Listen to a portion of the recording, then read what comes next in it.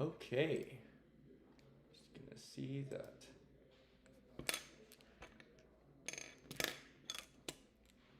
Waiting to confirm that we are actually live.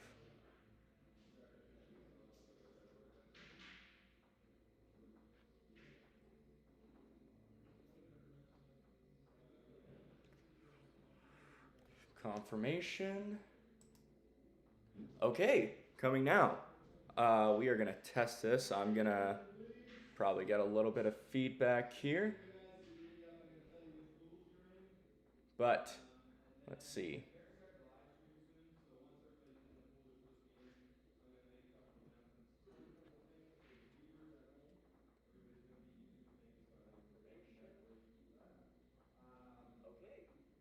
Okay, perfect. That's all I need to know. Okay, with that, everybody, thank you for tuning in to the Forced Gambit Invitational. This is, and I want to set a few things straight before we get this started. This is not a double knot. Sorry, let me restart that sentence. This is not an official National Crokinole Association event. This is using alternative rules from what you would typically see at a crokinole tournament, NCA or otherwise. This is using the Forced Gambit rules, a initial proposal from Fred Slater that was then modified by Jeremy and Tracey. To quickly summarize those rules, the game is very simple. It's meant to mitigate the initial open 20s race. So, first player who shoots, they cannot score a direct open 20. They still need a valid shot within or touching the line of the 15 region. If they get a bounce off of post 20, that still counts. However, a clean open 20 goes into the gutter.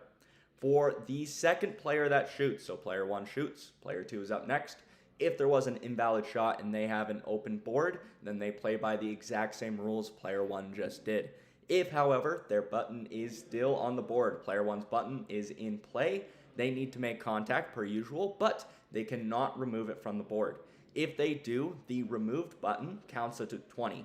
In the case it's an off and a 20, both would go into the cup, which is going to be a nightmare logistically for the scoreboard, but thankfully we now have an undo button, so that makes life fantastic. With that, very shortly, I'm going to move the camera around to go on to Jeremy for opening announcements before we get into the gameplay. So, really quickly, I am going to turn off everything I need to on this end to make that possible. And then we are going to go flip over to that. All right, here we go for the opening announcements to start very shortly.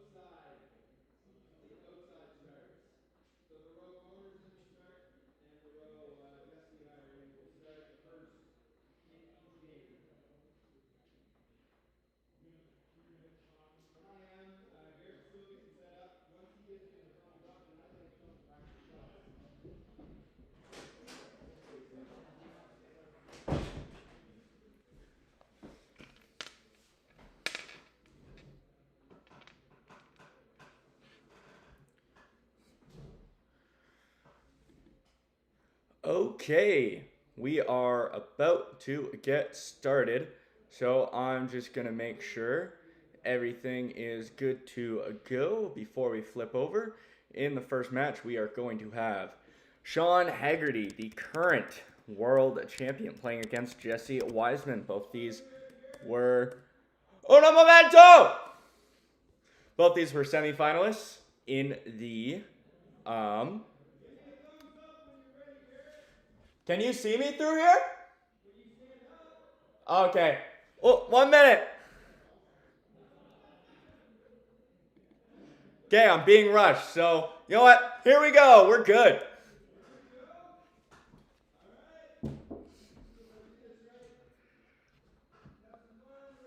All right. Here we are into the action. And I'll double check. Make sure you guys can hear me. Let me know if you can hear my commentary. But up first is going to be Jesse to shoot. Nearly getting the posted 20. Hagarty up next. Left with a potential heavy hanger. We're going to see if he's able to convert. Rolling to the outside. Now, I'm going to keep the commentary a little bit limited because I have a lot of matches to cover, but that was a nice 20 out of Jesse that we saw there, and we're back into a clean, open 20s race. Slight advantage to Hagarty right now, actually. And Hagarty, quick to try to get away. Now, pressure on Wiseman to get into the house. Like I was saying before, I'm going to keep my commentary somewhat limited because I do have a lot of coverage to do today, but try to give you information about each of the players that you're seeing at the board.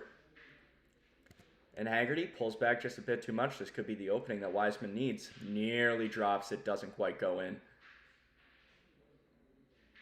Hagarty looking to put the nail in the coffin, doesn't quite do it. Wiseman looking for a chance to tie, but losing his shooter. Hagarty guaranteed to take the first 2 points, seals it with a 20.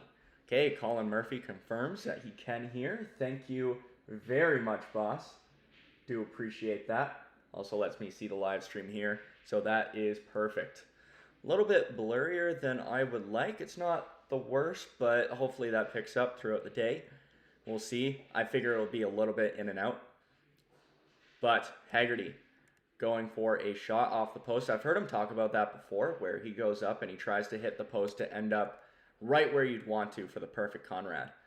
But now, 2 pieces in play. You heard the explanation for the Forced Gambit rules, and that was perhaps the best demonstration of how they work. Hagarty playing against the hammer right now, and Wiseman potentially with a double. Very nicely done. Cleans up. Now down to a 1 piece on the board, almost halfway through the shots now. Wiseman could be looking at a 20. We know he really likes this shot. Drifts for it, but too close.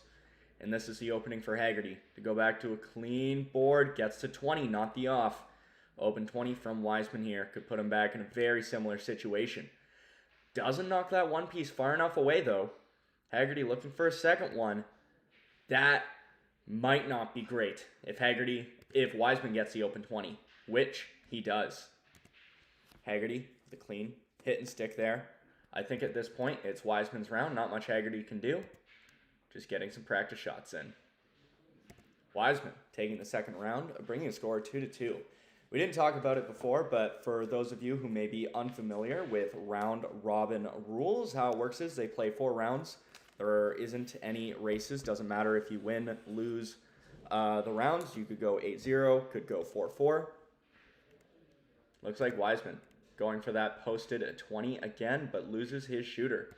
Hagarty also not allowed to shoot an open 20 on that opening shot, even with the open board. But now advantage to Hagarty. Going to be looking to play defense, staying between the laneways. And what am I trying to do with this piece of paper? I don't know. But Wiseman losing a shooter. Hagarty going long. Now Hagarty most recently, we saw him on camera. Nice follow through from Wiseman. Jeez Louise. Hagarty, we just saw him win the Ontario Singles Crokinole Championship, beating Josh Carrafiello in the finals, also taking the first place spot in the NCAA standings, which is going to be crucial headed into the World Championships just 2 weeks away now. And I'll ask right now for the people listening in Can you hear the sound of the play or not? Because if so, I can fix that between rounds. Once this is wrapped up, I tried editing something on the phone, but if there's no sound for the gameplay, then that is something that can be fixed. So just let me know in the comments. And I know there's going to be a bit of a delay until that happens. Looking here, it looks like Hagarty won that round, going up 4-2. You got Anthony Neal. Is that Anthony Neal from the Asheville Crokinole Club tuning in? Because that is the man who sent me the footage for the Asheville Finals. So huge shout out to him. No play sound. Okay, good. I will fix that in between the games here. That is something that is very doable. But we're going to finish this one. Oh, the off. Oh, that was a 20 for Hagarty. Whoops. I forgot it's a scoreboard too. Wiseman, don't worry. You're not the only one. You see Wiseman took Hagarty's piece off. That makes it a 20. We're going to correct that now. So Hagarty up 20. Very comfortable right now. Is playing against a hammer on Wiseman's side of the board. So Wiseman with chances to hide. Okay, Stefan's saying not really. I don't know if that means just a little bit or not at all. I'll crank it up after this. Again, it's something I edited on the phone. Otherwise, I'd change it here. And, Wiseman drops another 20 for Hagarty. Over halfway through this round, looks like Hagarty could be taking this. A 6-2 win in this round. And yeah, keeping play back. Wiseman still has time, but it's going to be tough. Invalid shot. Hagarty with a 20 up the line could seal this round. Doesn't quite get it. Wiseman needs a double follow through 20. Goes for it, doesn't get it. As long as Hagarty doesn't drop this in the 20 for Wiseman, will be good to take this round and seal his victory in the game. 6-2. Okay, with that, I'm going to run really quick and fix that audio for all of you.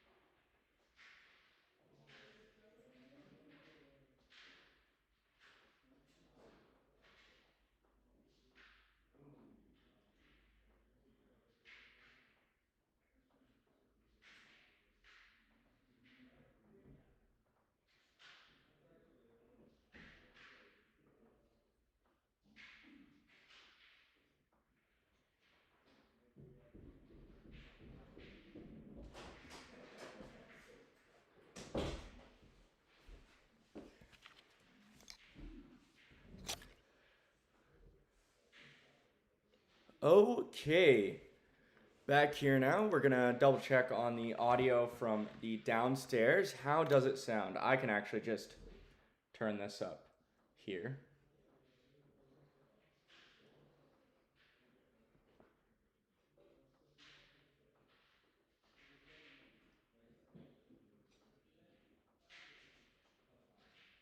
Okay, back here now. We're gonna double check on the audio from the downstairs. How does it sound? I can actually just...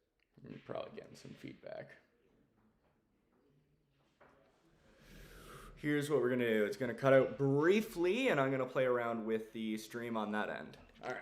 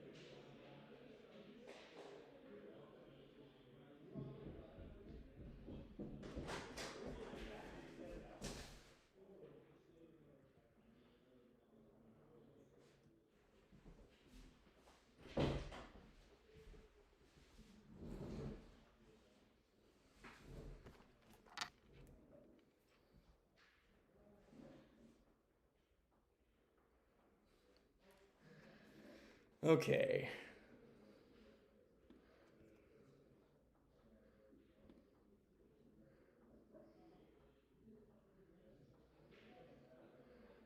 How did I do this before? We are going to figure this out while the players are playing.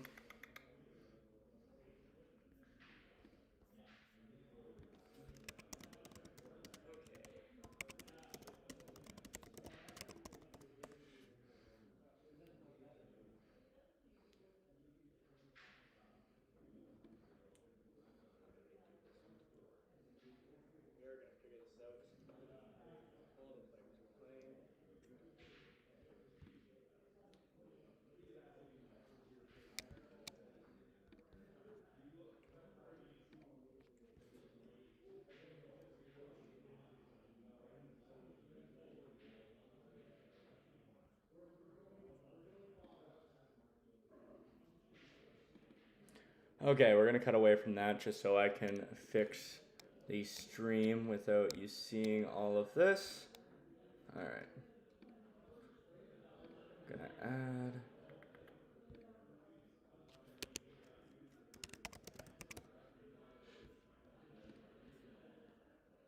Okay, we're going to cut away from that just so I can. 920, 1080.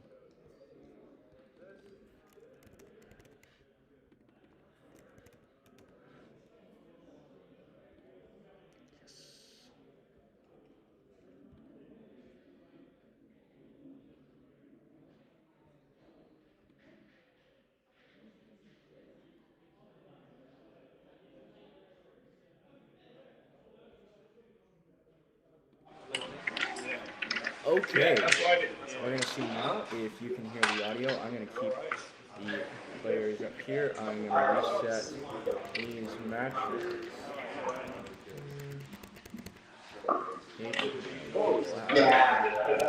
Reinman versus Dowrick in the second match.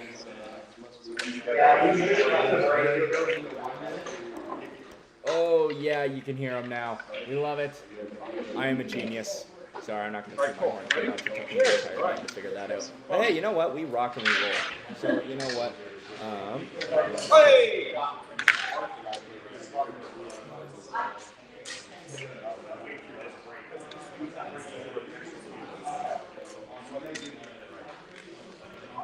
Okay, Wiseman shot first. On that first shot. And Dowrick somehow scores a 20 and doesn't get the off. What the heck? Wiseman on with the open 20s. Now Dowrick play with the outside. Wiseman's going to have to peel, and I'm going to do some adjustments to the volume. I'm going to make sure, check the chat here. Let me know if you're having any difficulties hearing stuff. Wiseman going for a follow through. See if Dowrick goes for the angle in now.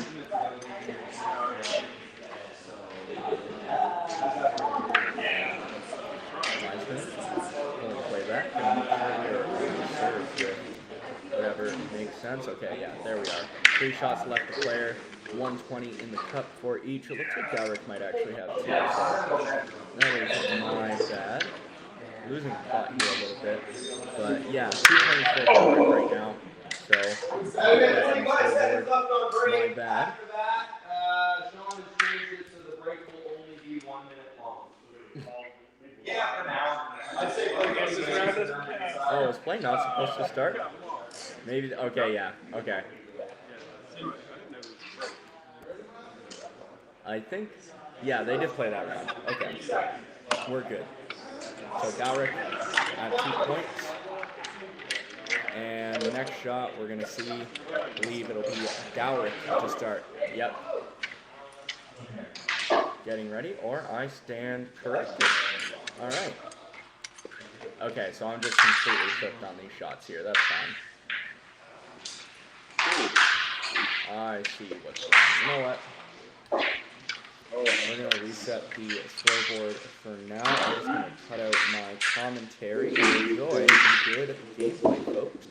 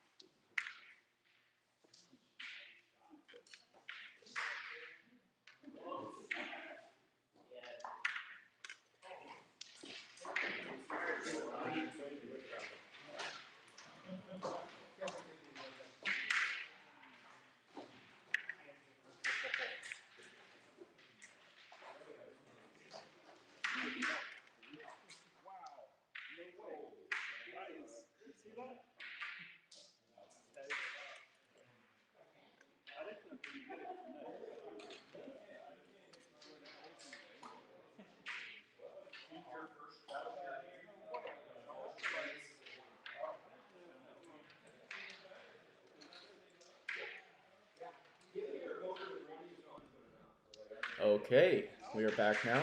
Final shot for Dowrick, trying to figure out how to get that far piece, and that's going to determine the score. I just flipped the hammers. You're going to notice it says Dowrick has 820s. Just ignore that. Just a technical difficulty. Dowrick to shoot. If that is on, then I believe that is a tie round, bringing the score 3-1, still in favor of Dowrick. Now a little bit about Simon Dowrick. He is also known as the Spider. He ran the Crokinole, what was it called? The Crokinole Cup. He ran the Crokinole Cup, which was a huge hit of an event. A long-form elimination style where each game was 15 to 17 points. And you just started right off the bat being an elimination round. So, really fun tournament. What a 20. Oh, that was gross. It's a gross shot. Wiseman goes for a follow-through. Doesn't quite get it. Now, as far as I know, we haven't seen these players on camera against each other before. They both go to the St. Jacobs Crokinole Club, so they have played against each other. I have no doubt in my mind about that. Dowrick coming into the house up at 20. That is a bit unintuitive, I would say. But, you know, either way, Wiseman slowly pulling play back to his side of the board. Wiseman is working with the hammer, but loses everything there, trying to come into the house. Dowrick coming up a little bit short on that open 20. And the nice thing about this is we're going to be able to go back and see what the 20s percentages are with this Forced Gambit model. Now, of course, the 20s are going to be lower because you're taking away that open 20s race. What I'm more interested in seeing is how the cold open 20s hold up, where if you're practicing open 20s pretty much every game, in essence, then how's that going to affect things? Either way, back to the action here.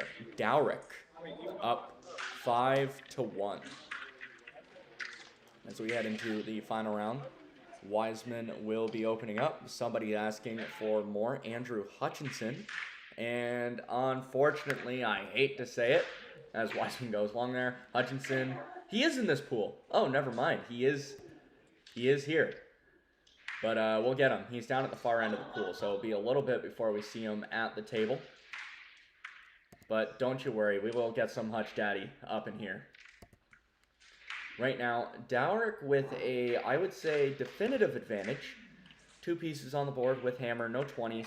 Wiseman trying to angle in. Not quite able to get it.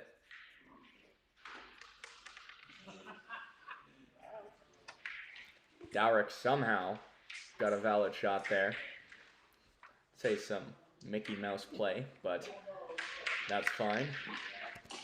Wiseman nearly got a 20 there, surprisingly close, but may have opened the door for Dowrick to get a 20 of his own. And I'm going to take off my hat. Ignore my messy hair, everybody. Gets the 20. Beautifully done. Up in the cup now with hammer. Looks like Wiseman losing his shooter there. Down to the final few shots of the game. Dowrick might just peel this to force Wiseman to play at the far side. Hits and sticks, certainly not a bad thing. My mind's been on the defensive with the Forced Gambit layout. But Wiseman unable to score a 20. Somebody is very excited to see, I don't know who that is. KG Austin. Very excited to see some Hutchinson. I mean, who isn't, to be completely fair? Dowrick wraps this round up with a dominant 7-1 victory, and that is the match. Players filling in their final scores. The 7-1 for Simon Dowrick. Now, Simon, we also saw him in the quarterfinals of the Elmira Winter Crokinole Classic back in January. He lost against Ryan Burr, who ended up going all the way to the finals. So we've seen him before. He's also made top 16, top 32 in the World Singles, so definitely a formidable player. A lot of the players in this pool have been in the finals of World Singles or doubles, so again, high-level caliber of play. I'm going to dip out for just 1 second. I brought a tea, and I want my tea. I'm going to be talking a lot today. It's a throat-soothing tea, so we're excited for that. So I'm going to take a quick break. While I'm gone, in the comments, let me know if you think it's a good balance between the gameplay audio and my talking audio, I am now able to adjust on my end. I fixed what I needed to. So if there's anything, like if it seems like the play is overwhelming my voice, or my voice is overwhelming the play, either which way, let me know. Or if it's good, if I nailed it first try, then that's fantastic. But Po Buddy's nerfed, so yeah, just let me know. I'm gonna go grab that right now.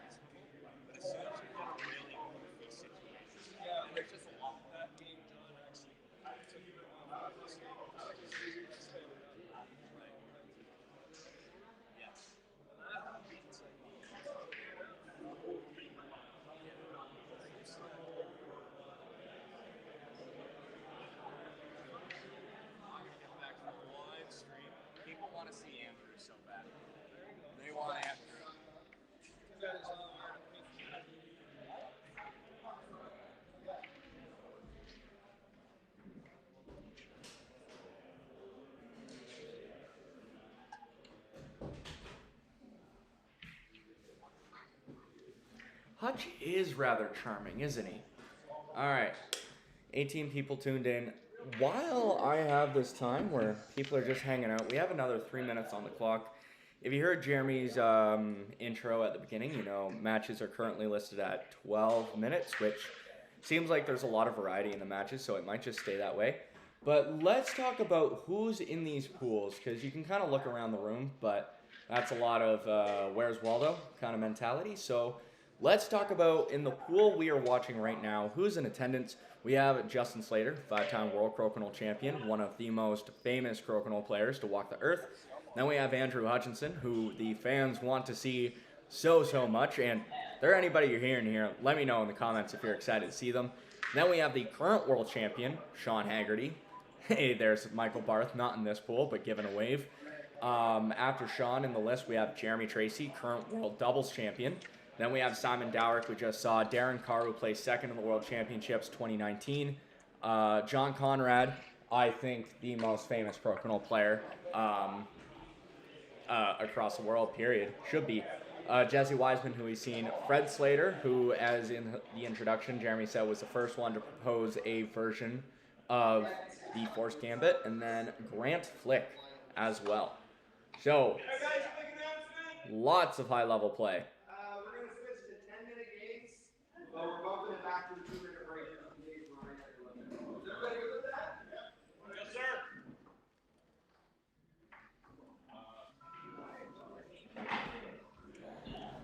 So you heard it from Jeremy. They're switching it to 10 minutes games. Players are warming up now, so I'm just going to quickly reset the scoreboard.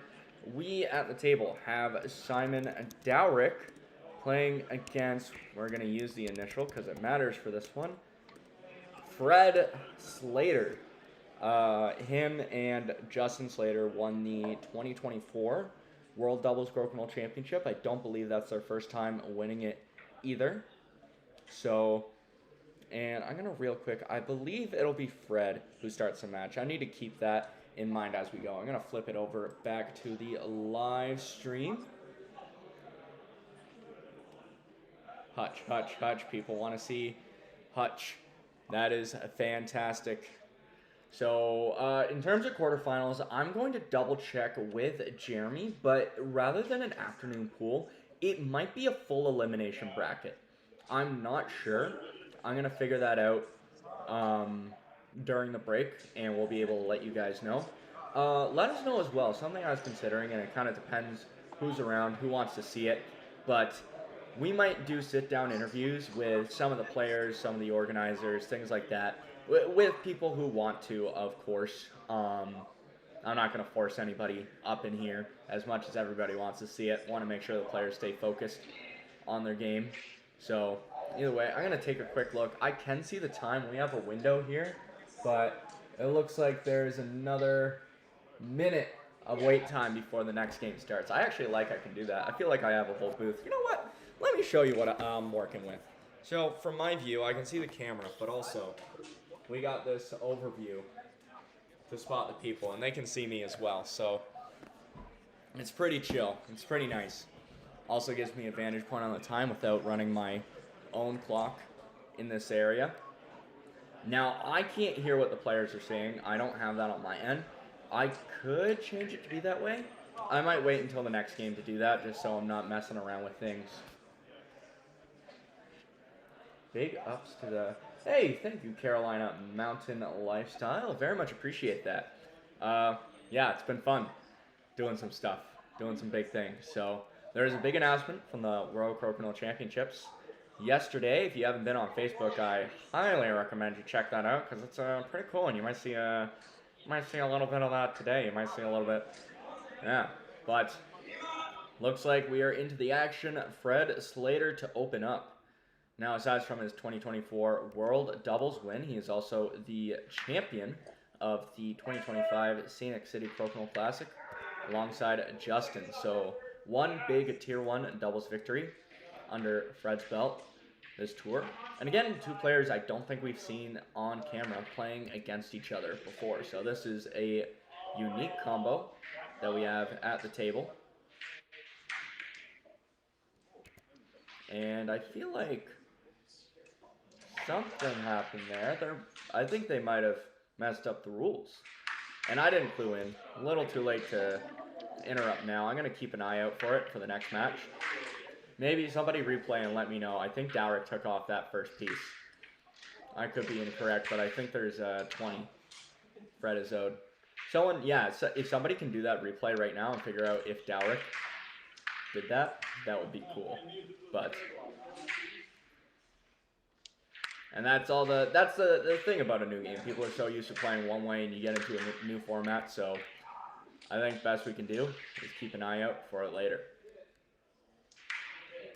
Dowrick coming up a little bit short on that open 20. Pressure on Fred right now to pull play back, considering his line. Tries to catch a post, hits it. That was a tough spot. Up the line 20 for Dowrick right now.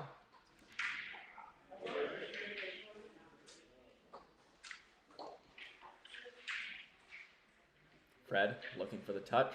We'll see if he's able to get it. While we're here, I am writing down the scores, so we'll have a partial view of how people did. A nice 20 from Dowrick. That should put the nail in the coffin of this round. Yo, Robert Monroe, you don't need to introduce yourself. I know who you are. Pleasure to have you tuning in. Dowrick takes the first 2 points of this game. Kudos to him. Again, these are rounds of 4. And I'm going to keep a close look on the Forced Gambit rules this round. Dowrick to open up. Going for that post at 20. Doesn't quite get it. Fred with an opportunity. He wants to go for the touch. Wants to be very careful not to take the piece off. Very nicely done. Gets the 20. Leaves the piece on following Forced Gambit rules. Open 24 Dowrick, but Fred working with the hammer. So happy wherever that piece goes. Very nice.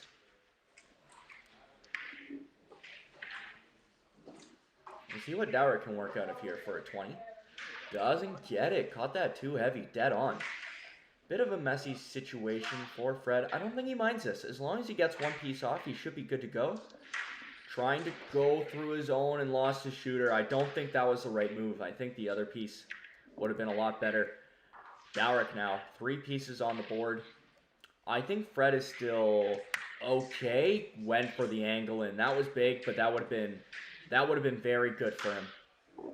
Currently tied in the cup right now. We're getting into the kind of messy situation that comes out of not having a clean board to start the round. Dowrick with a clean takeout, threading that needle. We'll see if Fred gets greedy and goes for anything like a double, but hits a post, invalid shot. Dowrick, I think he's kind of blocked all of his lanes for a 20. If he works a 20 out of this, I am going to be mighty impressed. We'll see what he's able to do. Trying to go off the post. He gets into the 15 very firmly. One of those reds might be touching the line, so he has anywhere between 55 to 60 points on the board, which that'll be enough to do it. Fred needs a lot of cleanup right now. Big blast, gets a double, somehow ended up on the outside. Not sure how that happened. Did Dowrick touch? That goes off. And I can't really verify on my end. My view, I have a smaller view of the camera. It's about a quarter of my laptop screen. Oh, Preston. Oh, Preston. Yeah, I look forward to it, man. I love a man who uses his free will.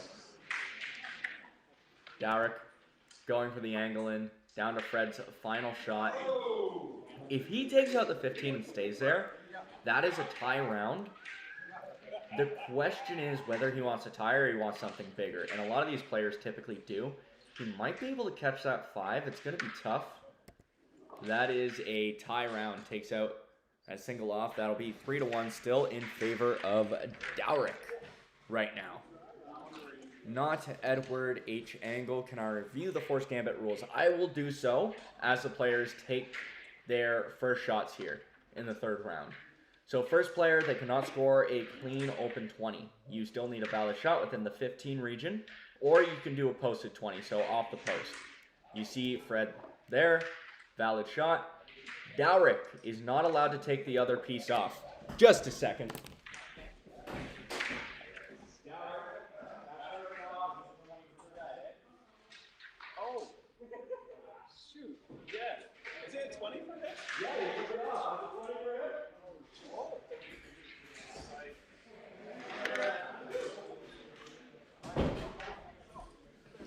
Pardon my French, but I...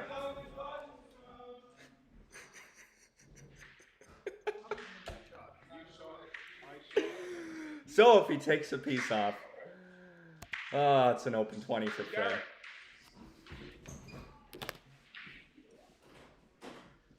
Whose shot is it next? My shot next? He shot. I shot. He gets a 20. His shot again. Yeah.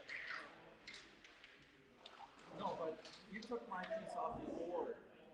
Oh, I put it there. Oh, so that's That is the one that was in here. Oh, there. put it back then? Sorry, Do you put it was back? this one that should have gone into the 20s. Oh, so now yours back. Okay, right, so I'll shoot again. Okay, thank you. Easy.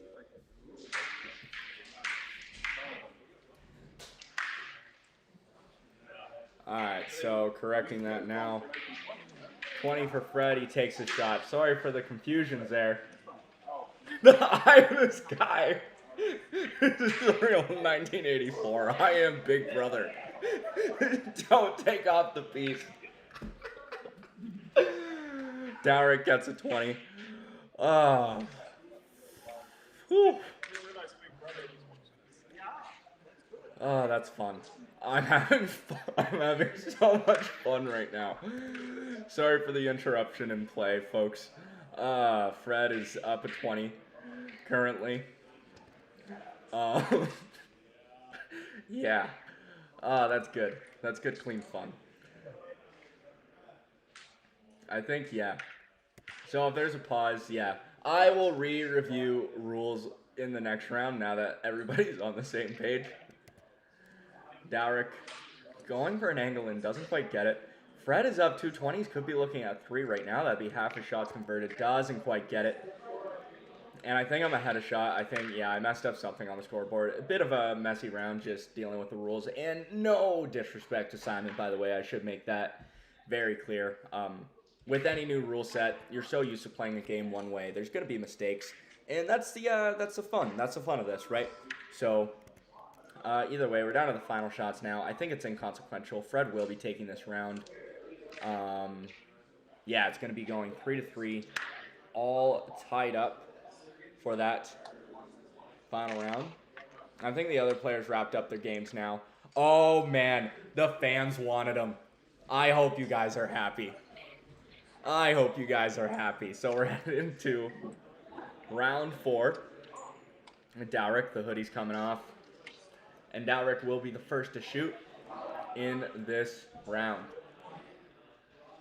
Dowrick, so you see, he doesn't drop a 20, and Fred takes that piece off. Yes, that counts. Put it.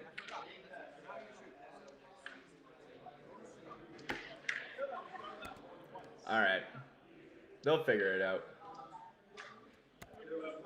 And I need to give a 20 to Dowrick at some point. And that's the other thing. He didn't take that piece out of the gutter, so he does need to shoot that at some point. I'm going to let them know at the end of the round exactly what happened. But that's fine. Dowrick's up 220s. It could be to a point where it doesn't much matter. But, Hutch. I love it. Man, this stream's going to blow up when Hutch hops on. Something tells me. By the way, if everybody could do me a solid, if you're enjoying the stream, if you're enjoying the action, please give it a share. Let me know how it is. Okay, I'm going to correct them right now.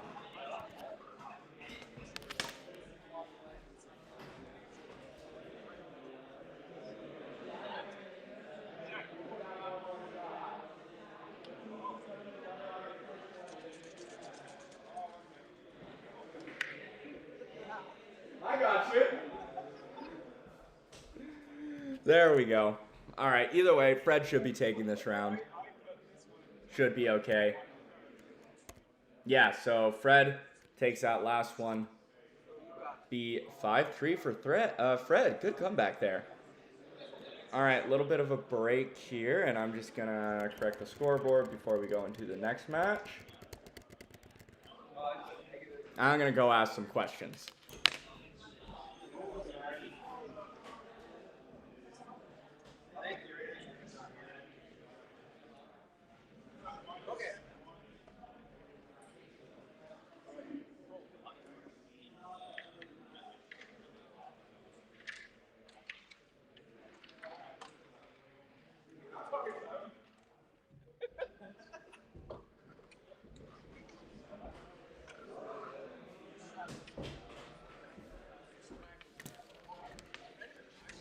All right, John Conrad to start. I'm just going to change this really quick. So Conrad opens up the legendary Conrad. If you don't know who Conrad is, get out of whatever rock you are living under. Legendary matchup here. And I'm not sure what happened there, but Fred's piece is no longer in play. That is fine. Conrad unable to capitalize on the open 20, but now 2 pieces on the board. I would say slight advantage to Conrad, both those being in the 15. He is playing against the hammer, and Slater very quickly changes the situation. Now, if you don't know who John Conrad is, who is Mr. John Conrad? He is a multiple-time singles and doubles World Crokinole Champion. If you've seen the Penguin Zero Crokinole video, that is the man who Penguin Zero is commentating over. That infamous video really put Crokinole on the map for many people. And, ooh, Conrad drops a 20 for his opponent. Fred with 4 more shots. Buck Savage, good morning to you. I hope you're having a good day. Beauty 20 from Fred. Angles in from the outside. That was a gross shot. Conrad getting a 20. See where Fred goes.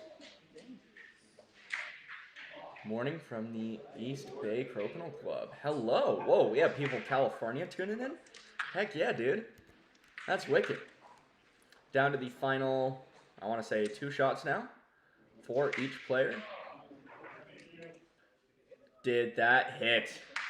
Crucial question. Looks like it did. Beauty shot from Conrad. Seeing some fantastic shots from 2 veterans of the game. Fred punching through his own. Fred right now feeling very comfortable. 2 pieces on the board, tied in the cup with final shot. It's really going to come down to what Conrad can do here. Probably looking to drop a 20. Gets a double and a bit of a tricky spot. We'll see if Fred's able to get this final one. This is to make or break the game. Gets it. Very nicely done. Slater taking the first 2 points. And I'm going to write down the scores real quick. I'm keeping track of these. Westside Crokinole Club in Portland. Okay, we got people from Oregon tuning in too. Heck yeah. And again, if you're on these clubs, if you could, you don't have to. I'd highly appreciate it. If you could just share this stream with anybody in your club, be highly appreciated. Yeah.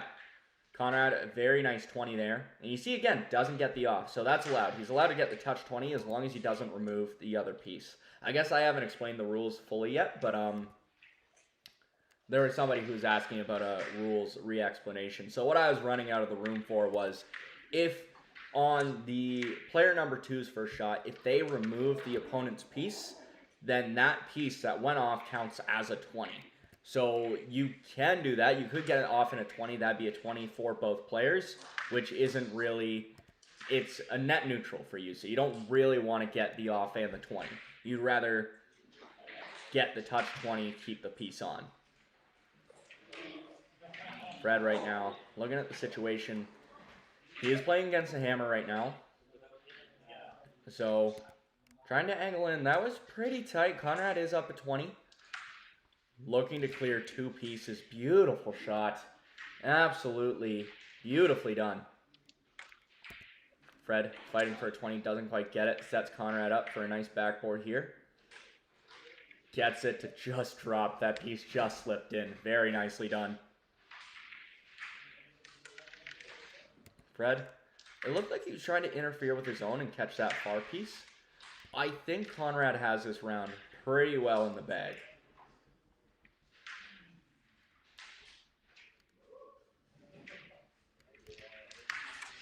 And that should just about do it.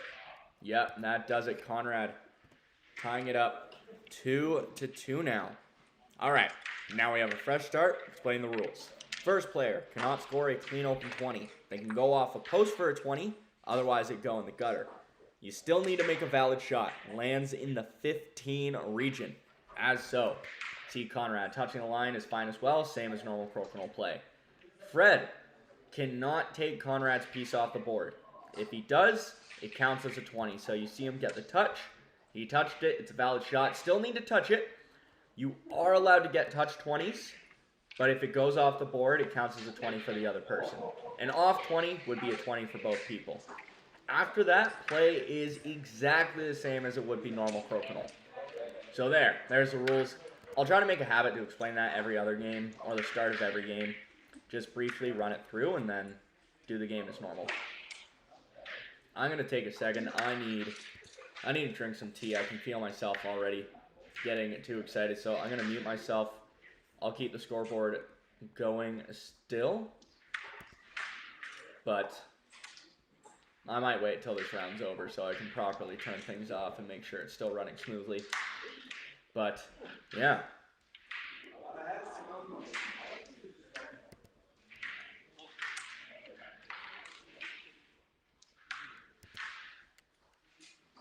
Play on the outside.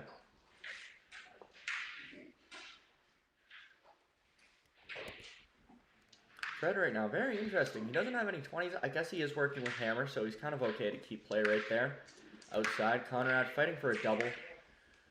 If Fred gets a double here, I think he'll be spaced out enough. He should be in a very good spot. And even this, even if Conrad gets a double, I mean, all Fred needs to do is move up into the 10, and that should do it. Fred doesn't need to shoot. He's going to shoot anyways. And he takes another 2 points, bringing it 4-2. I'm going to turn off my mic and my camera to get a quick tea break.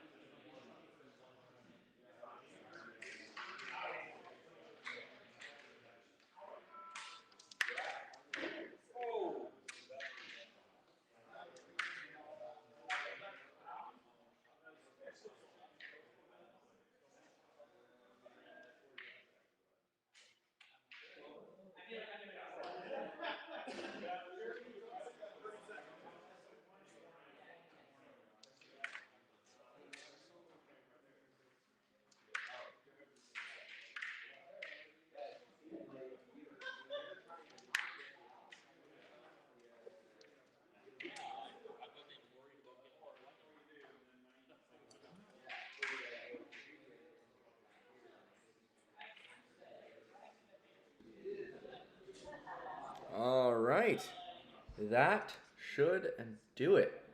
Conrad ended up tying it up 4-4. Very well done to him. Kudos. So we switch over. Now we'll have John Conrad playing against Jeremy Tracey. We're going to do some match setup. So that's going to be Conrad versus Tracey. Be Jeremy with the first shot. Now, before we do that, just a shout out again. This stream is being provided by Tracey Boards, the official board builders for the World Crokinole Championships. And the stream is being done in the Tracey Board shop, given all the boards in the background. If they're talking to me, I can't hear. Either way, if you want to learn more, check out traceyboards.com. Link is in the description below. Going up to the new scoreboard now, and I'm going to very quickly, let's see. Yeah, I'm just going to reset this right now. You're going to see the scoreboard go crazy. That's okay. Players have a few more minutes before we get started, so boom. There's a full reset.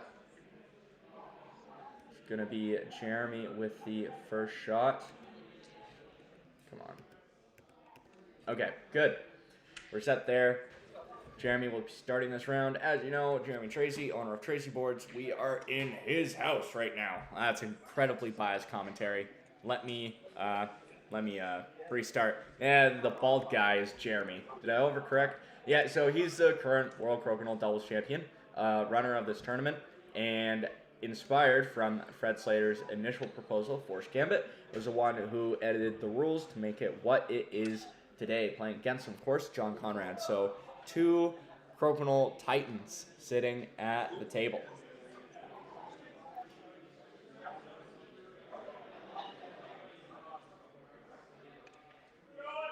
All right, looks like we are off to the races. Tracey, to open up. Now, we have seen these players go head-to-head against each other. I'm not sure in an elimination match before on camera, but I do know in the round of 12 for World Doubles this year, Tracey and Hutchinson did play against Reinman and Conrad in their ascension up through their pool. And a beauty double from Conrad to kick this off. What a shot. And both these players, I expect, will be almost always going for the defensive opening. Jeremy Tracey has been quite a fan of the Conrad shot. And John Conrad, well, you know how it is. Boo, yeah, boo, Jeremy. Boo. I hope he can hear that. He's giggling like he can. I don't know, maybe if I do it loud enough. I'll tell him it's from you, Preston. I'll let him know. I can, you know what, yeah, I can be a messenger for people. For a price. I will pass on your messages. But a boo. Oh, what a shot. I can't boo it. I can't boo that. That is just so good. Tied in the cup right now, down to the final few shots. Tracey. It's going to be tough here. He is playing against a hammer. Invalid. Boo. Conrad coming up short. Down to the final shots now. And for people wondering why I am trash-talking Jeremy so aggressively, I am his child. I have the birthright to do so on the internet. I think, yeah, this day and age, I think that came on my birth certificate, actually. Either way, Conrad taking the first 2 points of this match. And I'm going to start writing these down really quick. It's Conrad and Tracey. And at some point, I will be talking about who's in the other pool, because I listed a bunch of people. Only the people in this pool, however. And the other pool is just as ferocious as this one. Conrad opening up a little bit long on that opening shot, I would say. Tracey just going to touch from the outside. So, Forced Gambit fashion, all you need to do is make a valid shot, touching the opponent piece. You don't want to take it off, otherwise counts as a 20. Afterwards, all rules are the same, so Conrad taking that out like a true professional. Tracey might be lined up with a double here, though. I wonder if that first piece will be able to exit.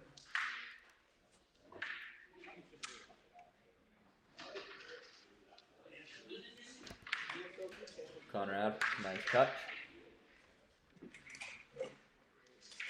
Wow, this stream is already at 64 minutes. We're an hour into this day that's going to be going on till like 3 or 4. So, and during the break, I will find out exactly what's going on in the afternoon. I'm not convinced anymore that it's an 8-pool round robin.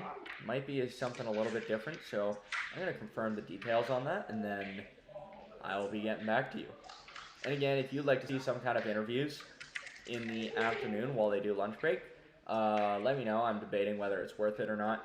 Otherwise, we're just going to have an intermission screen. So the stream will still be up, and you'll come back here to watch the afternoon. But during that time, like, it's just a screen. We have a few ads to promote ourselves in Karuka and things like that. But, yeah. Either way, back to the action here. Big blast from Conrad. Tracey with a dilemma. Far side of the board, but Conrad left with a backboard right now. I'm curious. I think if Tracey just gets the double, I don't think he needs to interfere with that. He gets the double, even if Conrad gets the 20. But it looks like Tracey is going to try to interfere with it. Very interesting. I think he would have been fine with the pieces on the board. Because Tracey is working with a hammer. So I think Tracey made an unintuitive move. It's very unintuitive.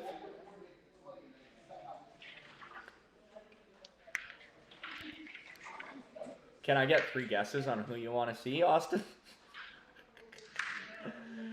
All right, that round looks like... Oh, I guess Tracey did take that round. Just by points on the board, just barely, bringing it 2-2. Now, some of this on the scoreboarding, I believe I've gotten it accurately. It doesn't much matter if I do or not. At the end of the day, they have their scorecards. So if there's something with the scoring that I get wrong, it's not going to be impactful, really.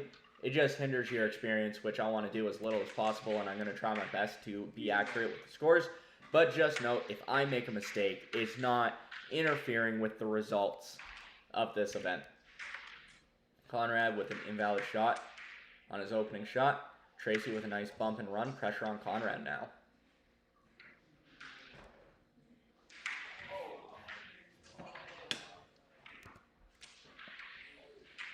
Conrad might have a very juicy 20 here. Tried to go for it, but lost his own invalid shot. Open 20 opportunity for Tracey. Very nicely done. Gets to 20. And Tracey now just playing to the outside. Conrad getting the hit and stick there. Conrad needs to bring it in at some point. Tracey's up 2 in the cup. But I think at this point, Conrad kind of knows he's out of this. Yeah, at this point, yeah, there's nothing Conrad's doing to get back in this round. Down to the final shot for each player. Tracey might just go for a 20 for the heck of it. Gets a double. Very nice shot. Conrad with that final Hogan's Alley shot. Tracey up 4-2 as we head into the final round. Robert Monroe would like an interview with Michael Barth from the Windy City Crokinole Club. Dude, heck yeah. We can make that happen. I'm sure he would love to come up here and talk. It is going to be if people want to see it, / if people want to do it. Obviously, this is the players' day to focus, and we didn't talk about this before. So if the players are like, no, I don't want to talk on camera, then that's totally of their own will. So that's a-okay. But also glad to see, I didn't really comment on it before, but from Austin, or KG Austin, really love to see that people are tuning in from all the way from Texas. That puts a smile on my face. That's cool. So Conrad currently 2 pieces on the board. Tracey working with the hammer in this final round. But I think a bit, not a huge disadvantage. No, he's at an advantage right now. He's up 15 points. Might have left a 20 for Conrad here, though.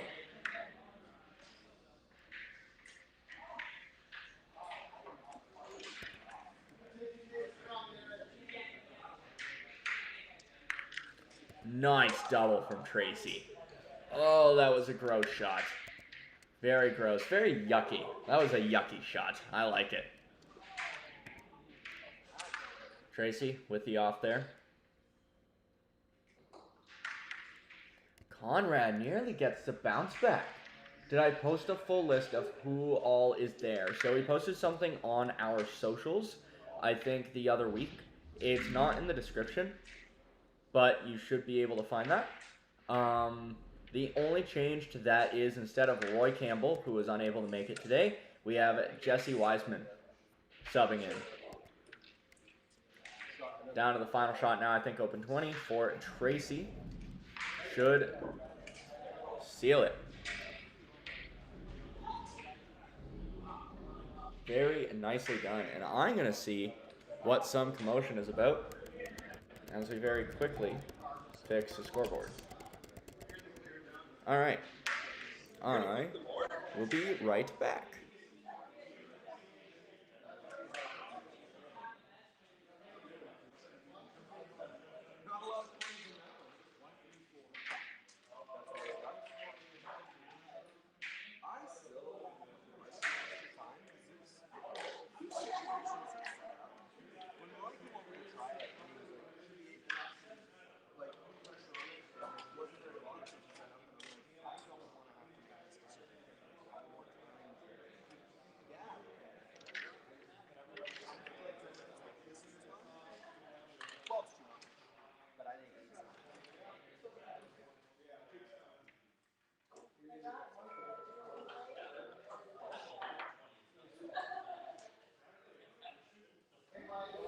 Oh my lord.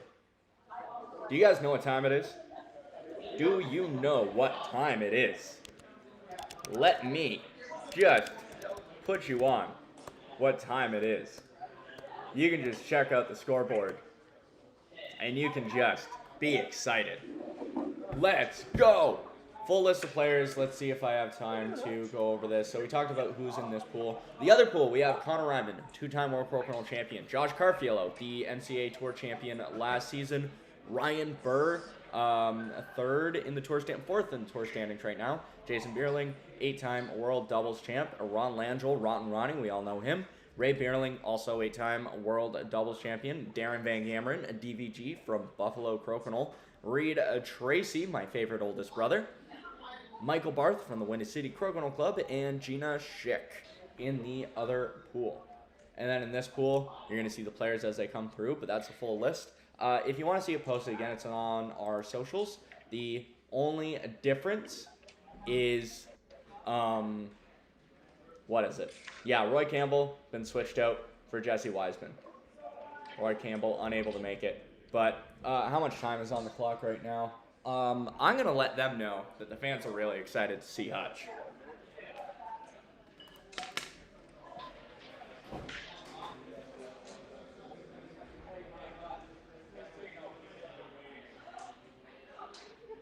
Why?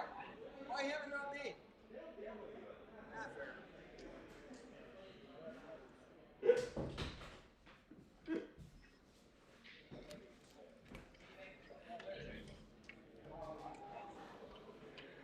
All right.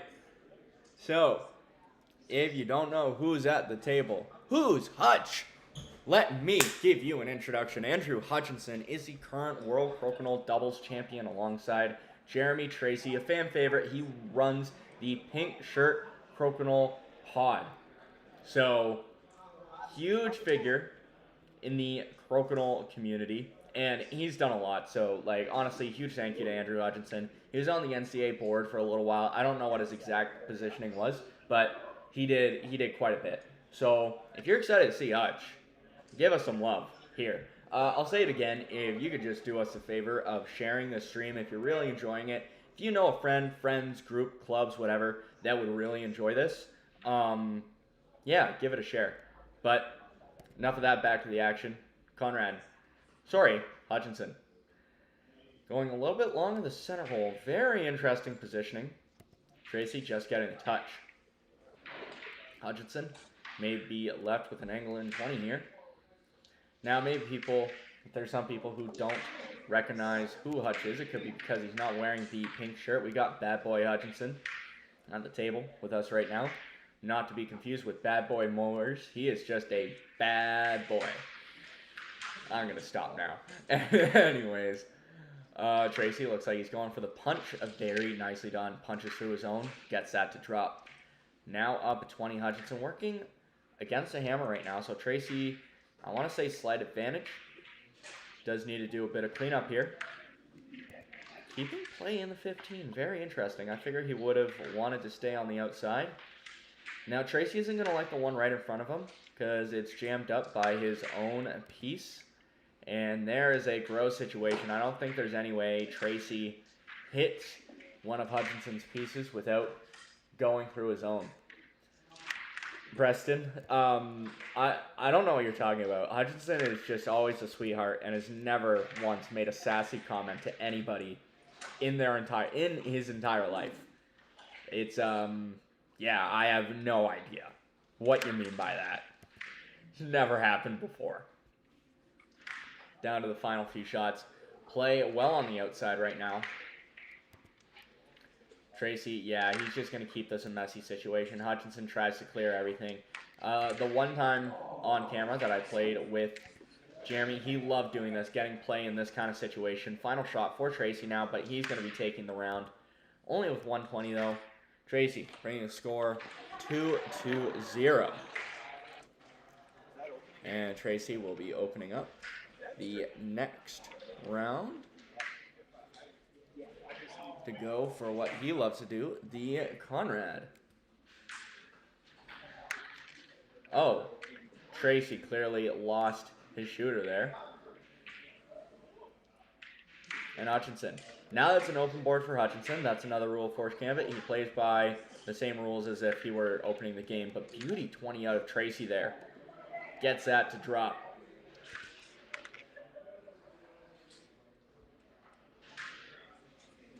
Tracey coming up short. Backboard opportunity for Hutchinson. Now these two did win the World Crokinole doubles together, now at odds against one another. They also placed 4th at the U.S. Open Crokinole Championship this year. They lost to Travis Keener and Aaron Lewis from the Extra Pint Crokinole clubs. Keener, of course, from Extra Pint Toledo. Lewis from Extra Pint Voorheesville. Great duo. We've seen them before, known as Blame Canada, so quite poetic for them to take down a Canadian team. Hutchinson right now, slight control of this round, but Tracey probably looking for a 20, but the post interferes. Hutchinson, 2 pieces on the board. Great situation for him right now. Jeremy, nice touch 20, but I don't think that's going to be enough, especially if Hutchinson is on with these cold ones. Oh, with a dance. Very nicely done. Hutchinson probably looking to win this round at this point. Tracey needs to angle in. He needs something big. Gets to 20. Very well done. Bit of pressure on Hutchinson to at least get a valid shot. And he gets it. Hutchinson tying it up. 2-2 now. Got a classic 2-2. We need a subscriber tournament. Like with the subscribers? Like all the subscribers? What do you mean? I'd love to learn more about what you're talking about. Hutchinson. Hutchinson likes coming close to the center. It's very interesting. I don't know if the strategy is to tempt, but Tracey took up on temptation. Got that 20. Hutchinson on with the cold open 20s now. And Tracey nearly with a follow through. Stays awfully close to the center there. Hutchinson also losing his own piece. Tracey now going to be a little bit tough to get the 20. It looks like he might be going off a post. Yeah, he wanted to go on a post and hit the back of his button to get that to drop. Hutchinson with a beautiful shot there. Putting the pressure on a little bit more. Tracey getting the open 20. Sorry, that should have been a 20. Ooh, wait, I have an undo shot button. Boom. Oh, look at that. We love technology. Hutchinson with a simple takeout. Hutchinson is playing against the hammer, so a bit of pressure on him now to pull play back in to win this round. Getting play to his side of the board. This could be good. Not quite a hide there, but Hutchinson now with the options. Either hide or angle in. Here, Tracey using Jeremy using Hutchinson's favorite catchphrase. Come on in. Doesn't make it all the way. Tracey might just be looking to put the nail in this coffin. I thought he was going to go for the 20, but just stays away from any 20 opportunities for Hutchinson. Very smart play for him. Tracey just needs a takeout. Not impossible to lose this round, but in this case, doesn't happen. Tracey going up 4-2. We head into the final round now.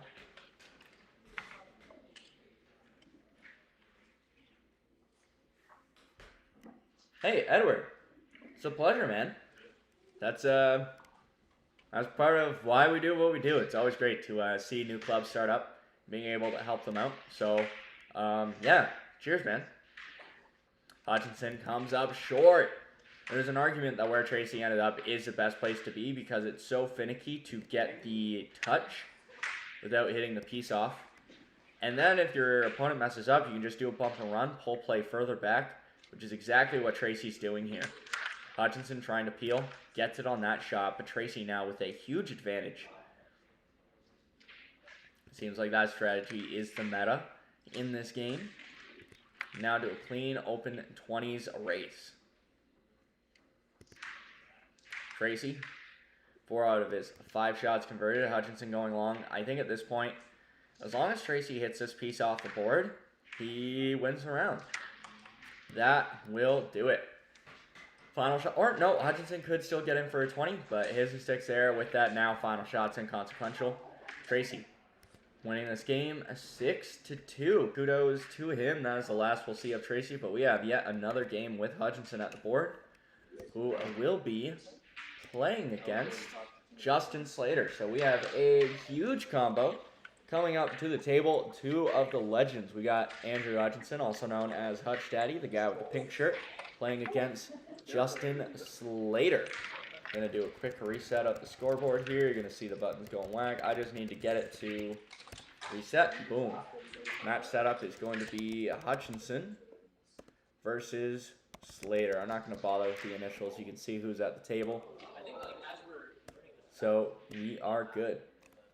I'm gonna take a quick tea break while I also try to figure out how to get the audio audible on my end of things. So I'm gonna go mute for just 1 second as we get ready for the next match. Hey, in the office, there's a little trash can there somewhere.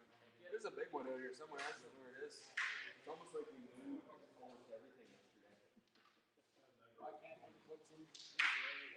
Normally, it's those pallet handles and all of our cardboard.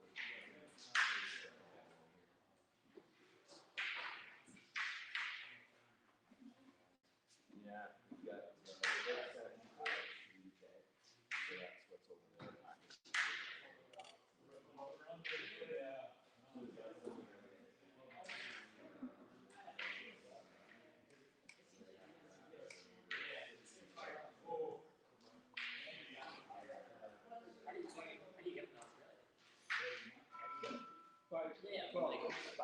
what's over there.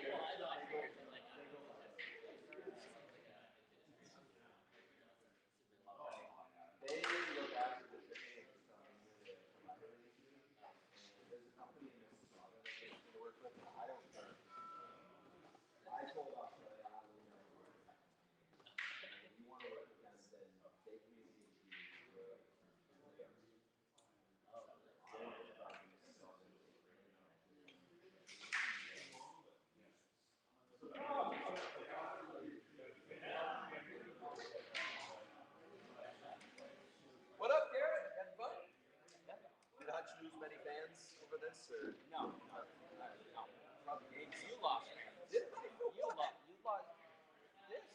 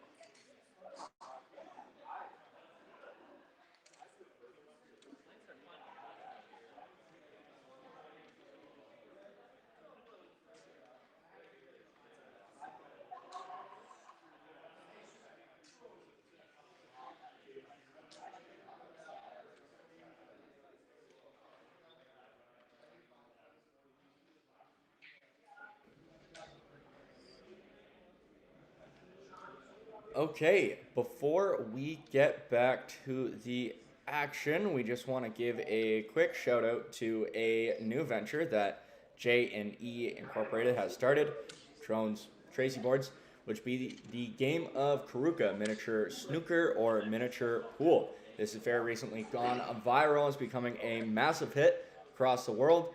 Similar in Crokinole in the sense of flicking pieces, but with the rules of pool or snooker with elements of carom. So if you want to learn more, you can check that out at karukaboards.com. But with that, let's get back to the action at the table. We have a clash of titans. Shooting first will be Justin Slater.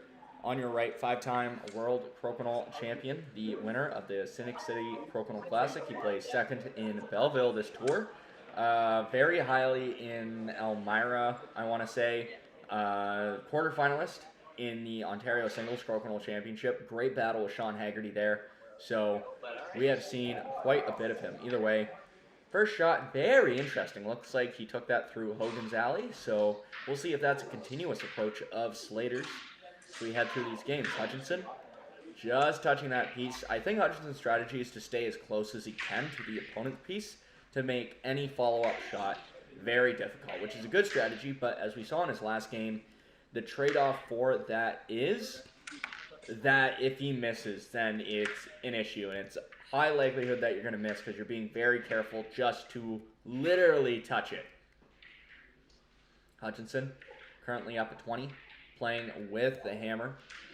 Hutchinson, I think with a double, not even without the double, he's good right now. He'll win the round by 5 points if he holds this situation. Slater on the outside might be in a spot where he just needs to peel, although could go through his own piece to pull play into the 15 region. Loses a lot more than he wanted to, I think. I think Hutchinson just stays to the outside here now.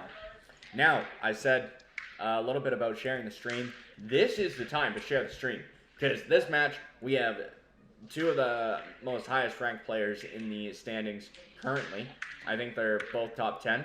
But then after that, we have Justin Slater versus Darren Carr, which is a throwback to their 2019 World Championship finale. And I fell behind there a little bit, but there. Hutchinson had 220s, takes that first round 2-0, and Hutchinson will be the one to open up the next round. That wild style is why we love Hutch so much. Heck yeah. Not sure if you knew he had a Texas fan base, but either way, absolutely love it. I love it that Crokinole has gotten to a point where we have fans around, like players have fans. Like they have people who are like, hell yeah, this player. So that's really, really cool. I really, really like that. Slater taking his time. I think Hutchinson's strategy with this is he lands just in front of the center so that there's no easy 20s and there's a risk of the opponent dropping his piece in the center. I like it, but oh, Hutchinson's doing the Slater in front of Slater. I don't know if that's respect or disrespect, but either way, drops a 20. Very nicely done. Justin maybe going for a 20 of his own. Got the off he wanted. I don't think he wanted to lose his own. He keeps playing the 15 at the very least, which I think is good for him in this situation. Hutchinson loses the shooter. Open 20 opportunity for Slater. And he gets it. So far, and this is very anecdotal, don't really have the numbers, data, and stats on this, but it seems like the Forced Gambit hasn't really thrown off the cold open 20s for the top players. Because, again, these are the players who are on all the time. And Justin Slater, he has a video where he explains open 20s.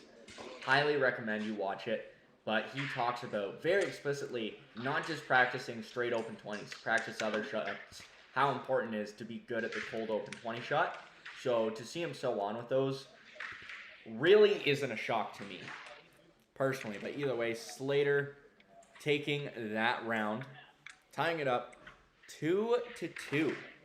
And we now nearly have 30 people watching, so we're slowly increasing in size with the stream, which I absolutely love to see.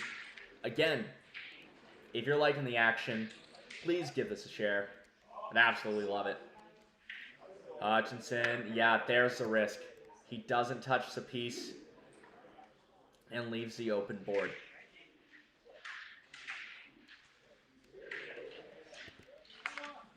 Slater makes it hurt. Hutchinson pulling play back off the post now.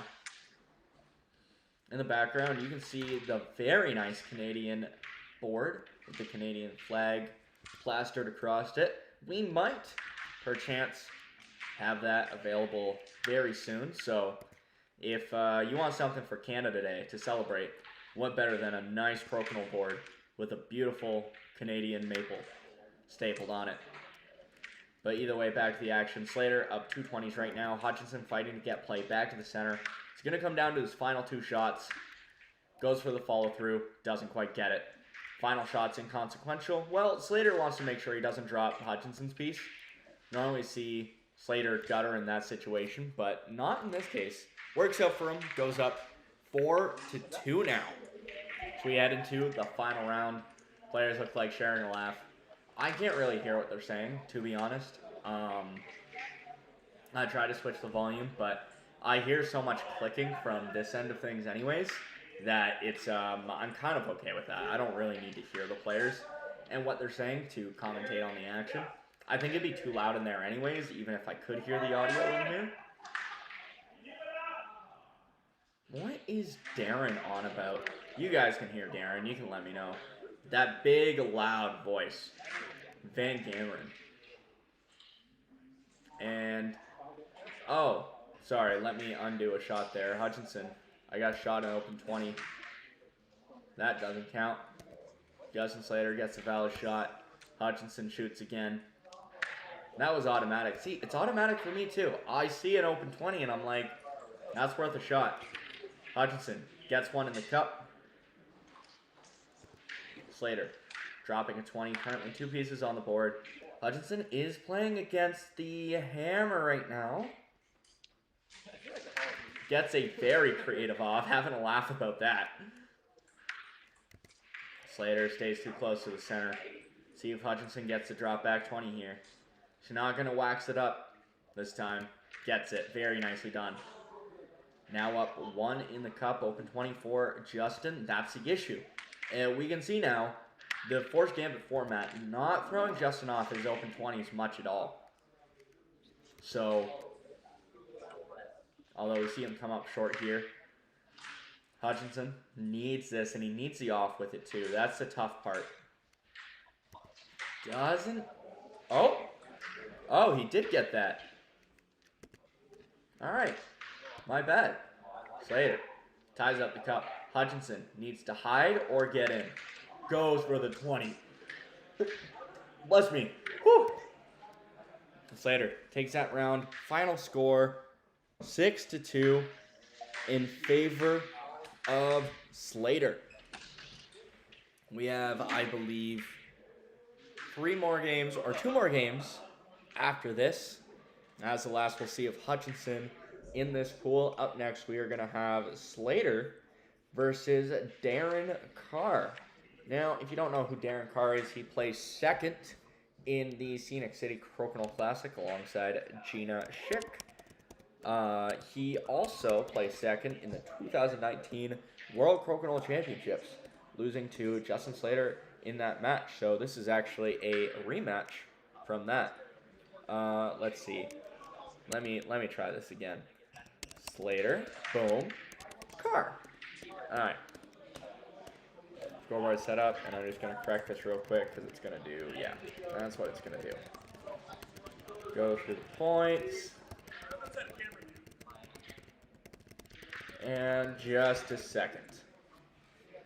Just to clarify, if the first player accidentally drops an open 20 on the first shot, which gets gutter, the second player cannot go for an open 20 yet, correct? That is correct, yes. So, if it's an open board on player 2's shot, regardless if that's because it was invalid, they didn't get a 15, invalid because they scored an open 20, or they got the posted 20, regardless, if it's an open board, player 2 cannot go for a 20 of their own. Is the rule, is the letter of the law. So yeah, that is correct.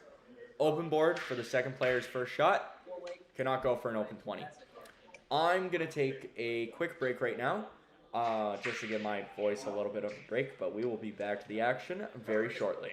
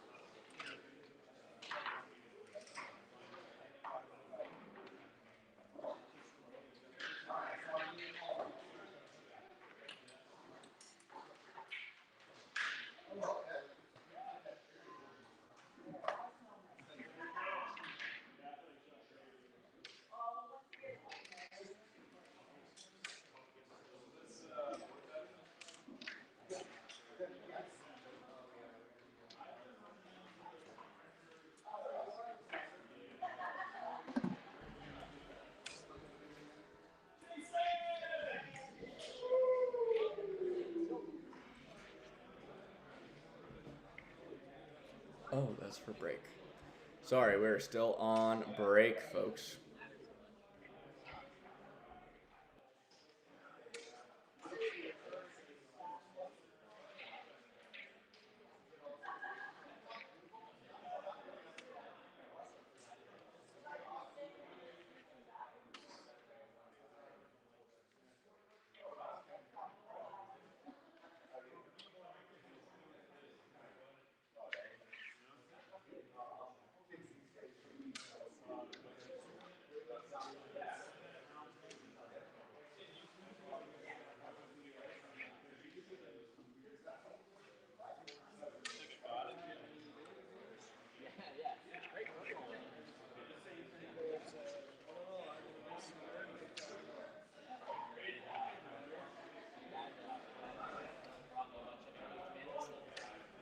Okay, we're back for the action here. In this match, we have Justin Slater on your left versus Darren Carr from the Shelburne Curling Club. I think they also recently just hosted a Crokinole night, so he's certainly practiced up. We will see how Darren does with the Forced Gambit format. Now at this point in the round robin, I expect most people have clued into the rules and how things are operating. So yeah, with that, players resetting. Let's check the time. We are 14 seconds out from starting. So 14 seconds, and Darren Carr will be taking the first shot. Get a quick, nah, we're good. We're good with OT. Here we go. Carr opening up, aiming for that far post. I don't know if he's been going for the posted 20s, perhaps. We haven't seen a lot of people going for those, aside from Simon Dowrick, I think. But either way, Slater with that first touch. We are off to the races. Now, something else we're very interested in seeing, and I think Hagarty's going to do the numbers on this afterwards, is how much this influences the impact of the hammer. In terms of, a hammer is typically considered an advantage, and the rules were set in such a way that with the first player not being able to shoot an open 20, that the reason the second player can't just take the piece off is then it's just a huge advantage for whoever shoots second in a round. So that mitigates it a little bit, but Justin with a beautiful backboard 20 there. And Carr doesn't get the cold open 20. Slater with another one. My, oh my. Justin Slater is at the board. He is here to play. And I'm interested to see how high the caliber of play is by the afternoon, because in the morning you're getting warmed up, but like, and no disrespect to anybody when I say this, but there's a different level of practice when you're with top caliber players versus everybody, right? When your entire morning is just match after match after match after heavy hitter after world champion, you brush up pretty quick and you get ready to play. Would be my perspective. I find that when I play a lot of good players, in a weird way, it kind of helps me out. Either way, Slater up 3-1 in the cup, takes that first round, bringing a score 2-0. As we head into the second round, Slater will be opening up.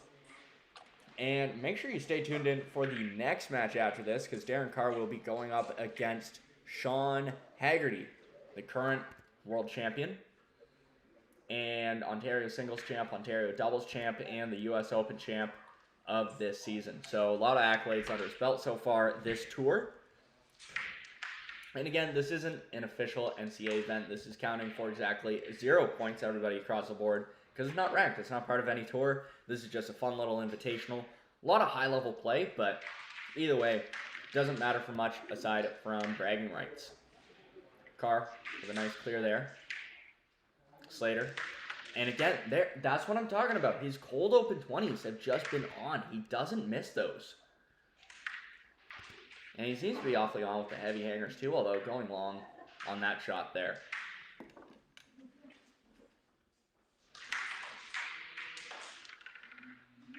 Carr trying to punch that piece out.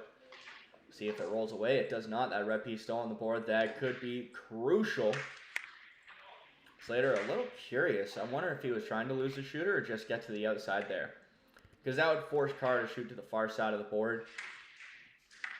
But now in a bit of a, yeah, this is tough. Carr looks like he's trying to get the mistake out of Slater. Could be a little late for that. Slater intentionally peels, forcing Carr to go to the far side of the board. And this should just about seal the round, as long as Hutchison or Slater doesn't bring this in. Slater, what? Me too, man.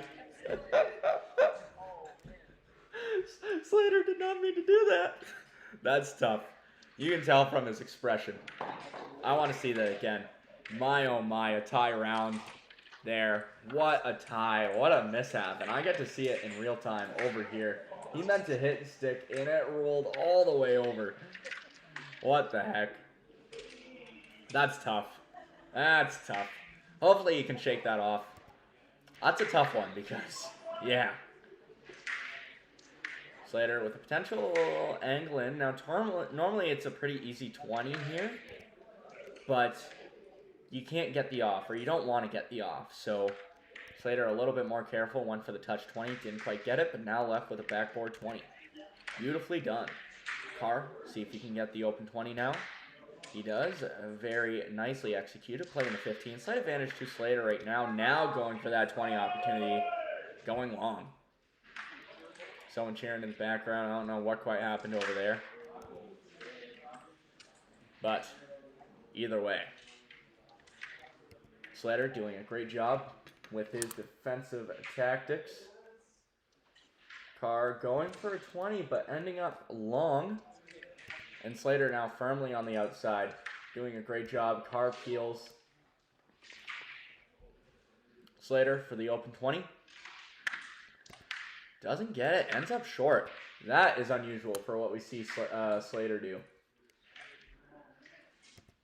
Slater now going for a Conrad shot. They each have one shot left, so Carr needs to go for something. And that's unusual to see Slater go for that. Normally he'd take the open 20 and seal the round. I don't know if that miss has him thinking a little bit more, but Carr hits a post. Slater doesn't need to shoot. Still going to. Just practice these. Very nicely done. Slater going up 5-1.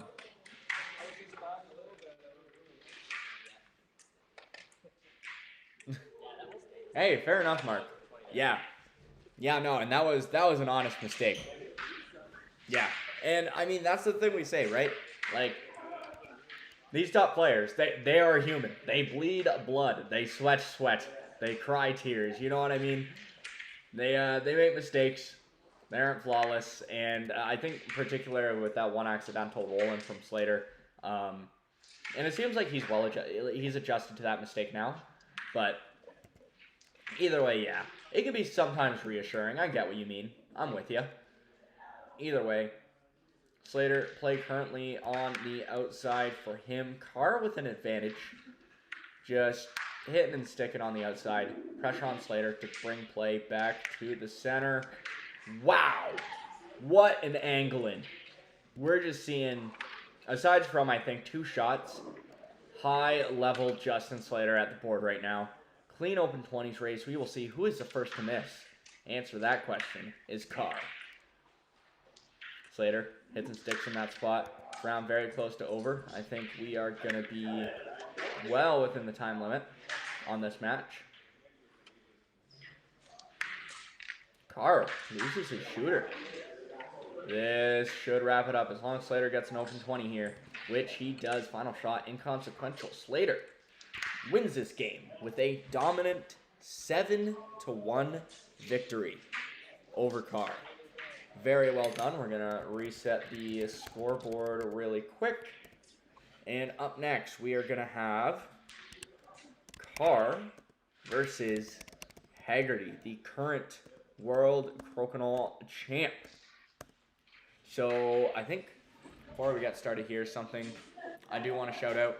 Huge thank you to Sean Hagarty. I don't know the full details, I'm going to be honest, but he did the programming and systems to organize the pools this morning to make them as fair as possible.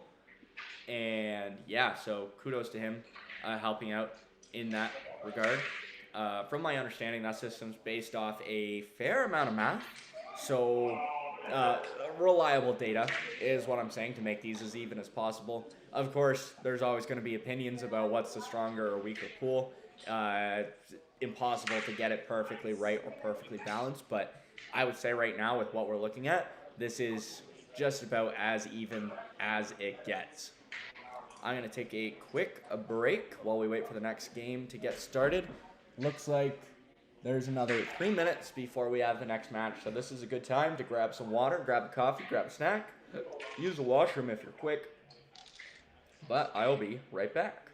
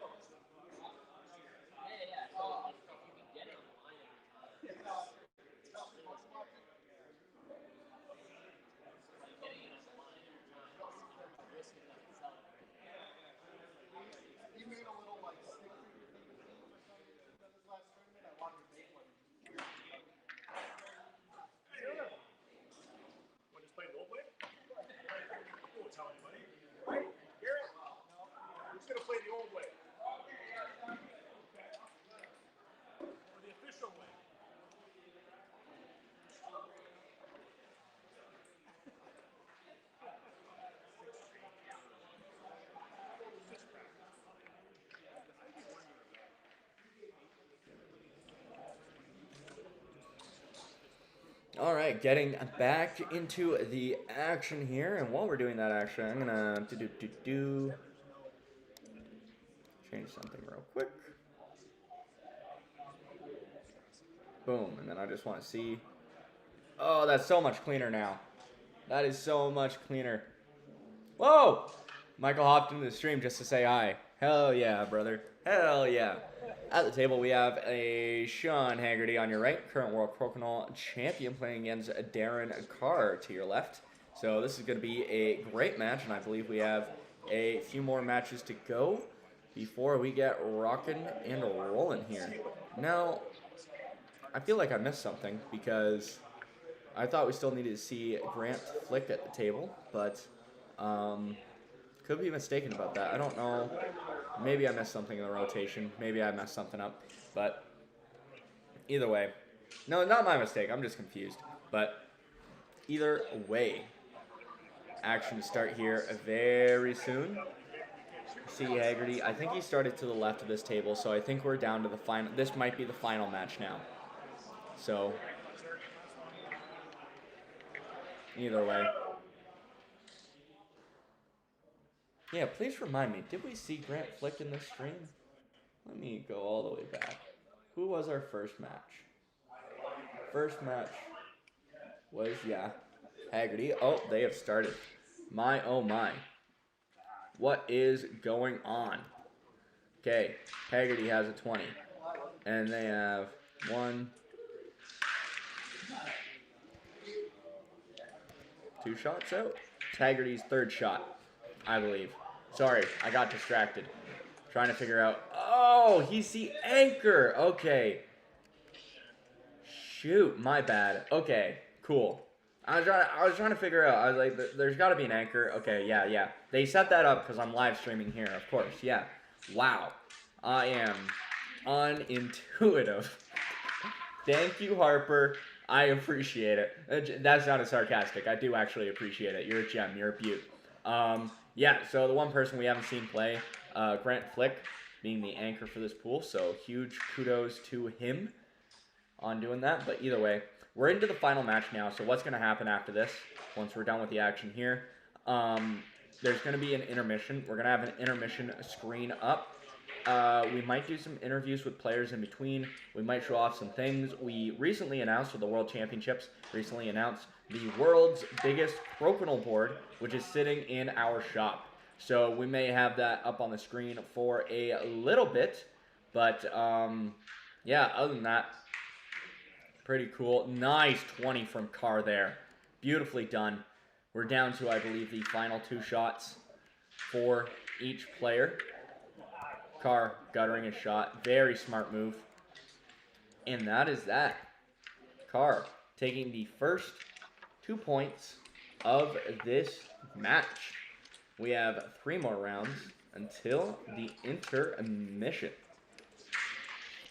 Carr to open up. We'll see what he does. And you might have heard Hagarty on camera before joking about just playing by the normal rules. Absolutely. I love Hagarty. He's such a kind soul. Such a fun guy. Good guy, too. So, not just a great crokinole player, but a fantastic human being.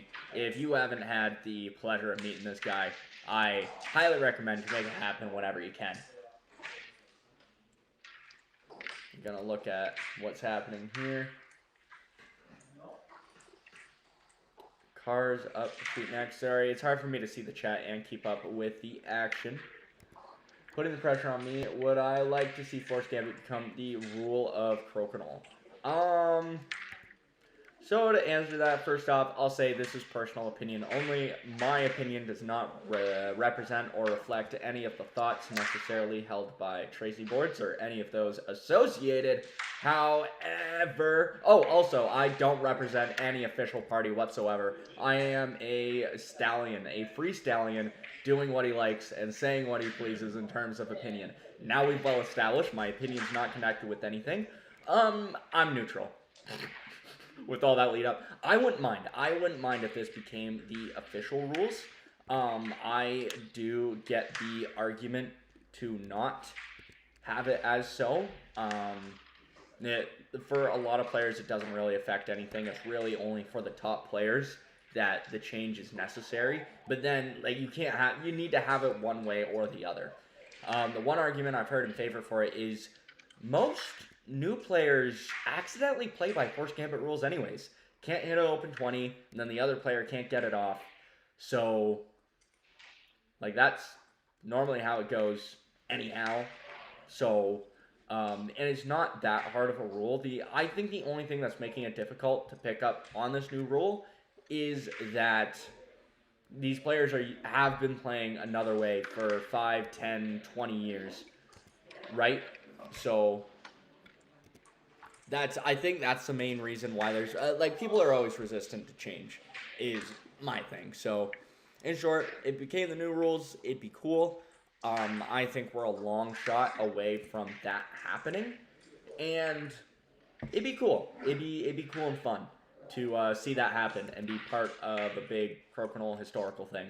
But whether it will happen, I have no idea. That's completely out of my control, and my opinions on the matter don't really matter because I don't have any influence and I don't speak for anybody who makes big decisions like that. So I hope I have aptly explained that my opinion does not represent anybody else's.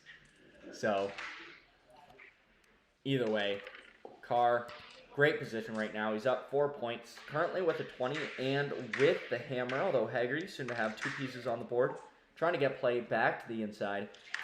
I think that's 20 points on the board for him, both those pieces on the 10 to 15 line, so scoring 10 points. Welcome to the future. Heck yeah. 24, Carr gets it to drop in. Very nicely done. Hagarty's not out of this round, but Hagarty, it looks like, cold open 20s might be a little bit thrown off. And it's hard to say off one sample whether that's because of the Forced Gambit rules or you're having an off day. The truth is sometimes top players have an off day. They aren't hitting their open 20s. So, yeah, with that, Carr takes that round, I believe, bring it up 6-0. We might see our first skunk of the day, unless Hagarty can pull through with this round. Carr to open up, comes up short. Hagarty can't score an open 20 here. Tried for the post, nearly got it. Hagarty wants it. Hagarty wants this to be a 20s race, and you know what? I respect it. Carr going for the 20. Hagarty makes him pay. Very nicely done. We're now... Oh, Hagarty dropped a 20 for his opponent. Oh, no. Carr is still playing against the hammer, and no easy 20s available here, so a little bit tough. We're officially at 31 people watching the stream, so absolutely love to see that. Kudos to all of you. I'm pointing over here because that's where I see the chat. But, yeah, wow. Carr got the 20. Very nicely done. Into a clean open 20s race now. We will see who is the first to miss. Carr taking his time. I think the players here have some time. They have been going relatively quick. I think the longest decision was that one follow-through that Carr absolutely nailed. But either way, Hagarty, advantage back to him now. It's going to be a tight round.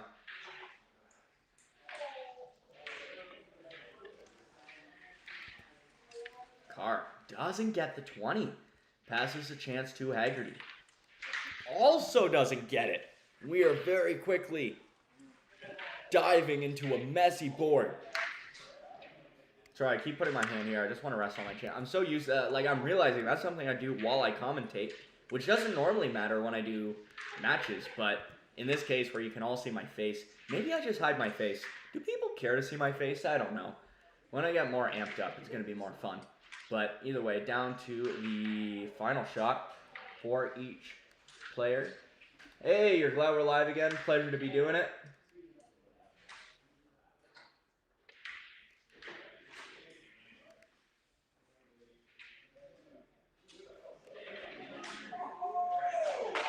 We'll see how Carr handles this. I think there's time on the clock. Let me see how much time there is. Yeah, they got 1:30 left in this round until they need to call it wraps.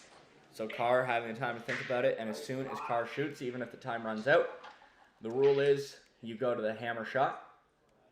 That being, each player needs to have an even number of shots before the round's officially over if they were to run out of time. So either way, both these players will be getting both their shots out. All Hagarty needs to do, I think, is take that out. That does it. Hagarty saves himself from the skunk, bringing this game 6-2 in favor of Carr. I am going to confirm, but see people writing down now, not in a rush to get moving around. So I think that is the end of our morning round robin. So what we're going to do now, we are going to quickly turn off the scoreboard just so you can hear me talking, still keep the players on screen. What's going to happen now, there's going to be about an hour of a lunch break. During that time, for the most of it, we have an intermission screen that's going to be up. It's just going to be that's playing. There's a few ads in there. I'm going to assume you're familiar with us. The point being, you don't need to stick around. It's up to you.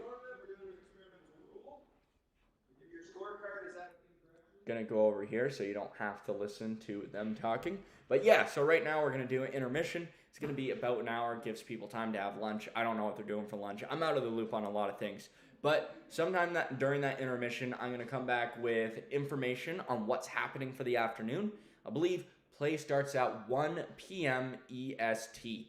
So if you wanna tune in to who's gonna be at the top of those pools, I don't know if it's an A pool or an elimination bracket, but whatever they're doing, I'm going to be focusing on the higher end of things. So it's A pool, B pool, I'm going to be focused on the A pool. If it's an elimination match, I'm just going to pick a table that looks the most interesting. I'm probably going to aim for players that we didn't see in the morning, players from the other pool that we'd like to see on camera. So with that, thank you for tuning in. We're going to flip over to the intermission screen now. We might sub in to show off some of the things in the shop. So yeah, maybe just mute your computer, maybe keep it quiet so you don't have to listen to the ads and whatnot. But during this time, if you could, I'm going to be going on the socials and doing the same thing. But please share this live stream with your clubs, your friends, your family, with the internet. If there's any Reddit pages you know of that this could go up on, throw them out there. Because yeah, we'd like to make this as big as possible to show this off. So cheers, and we will see you after the break.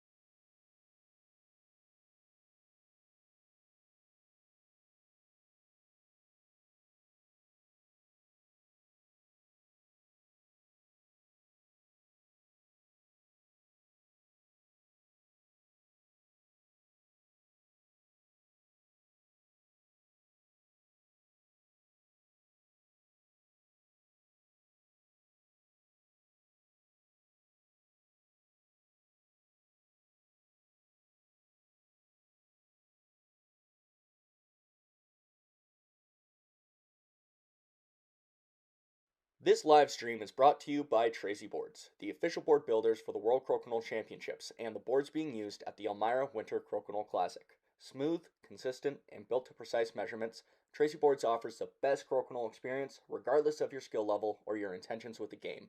Whether you're a skilled competitor or a casual looking for a fun game with family and friends, Tracey Boards is for you. To learn more about our crokinole boards, check out traceyboards.com. Link is in the description below.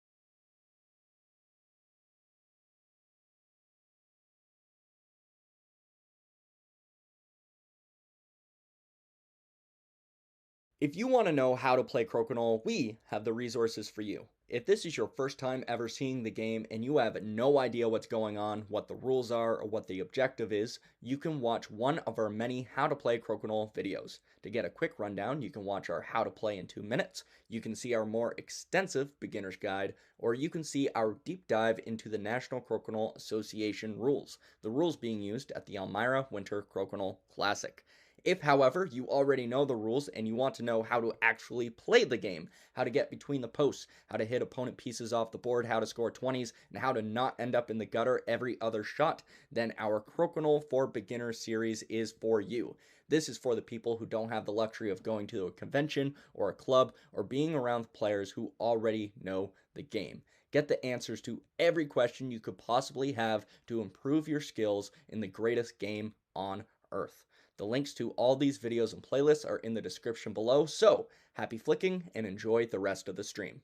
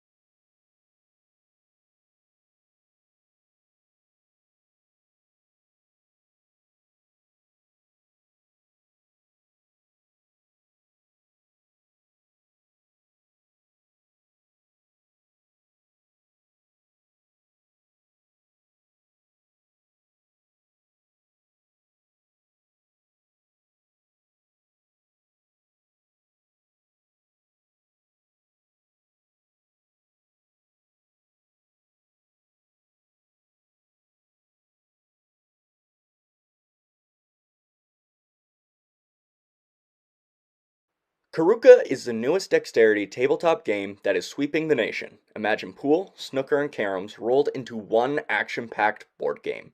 Invented by Jack and George Furnival from the United Kingdom, Jeremy and Elaine Tracey have the honor of being the official North American manufacturer for Karuka. Made with the same care that we build Tracey Crokinole boards with, we are excited to share this new game that has the same effect as Crokinole, bringing people around the table for some joyous fun. Be a part of the Karuka revolution and buy your board today at karukaboards.com. Link is in the description below.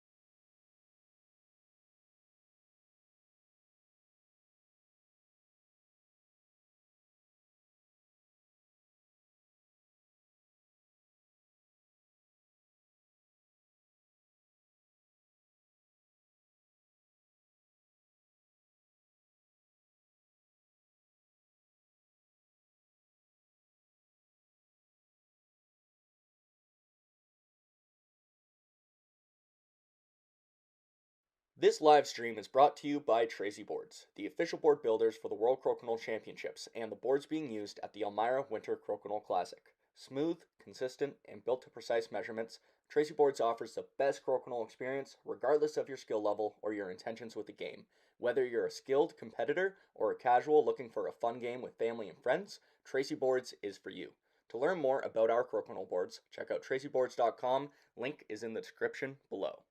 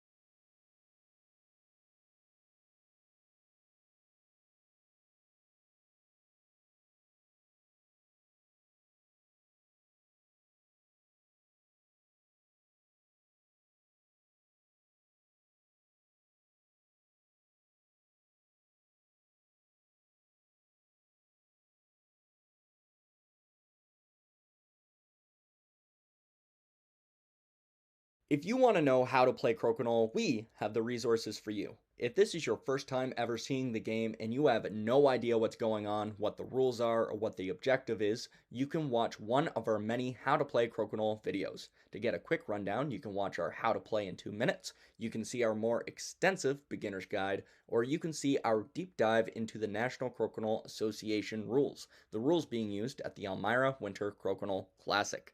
If, however, you already know the rules and you want to know how to actually play the game, how to get between the posts, how to hit opponent pieces off the board, how to score 20s, and how to not end up in the gutter every other shot, then our Crokinole for Beginners series is for you.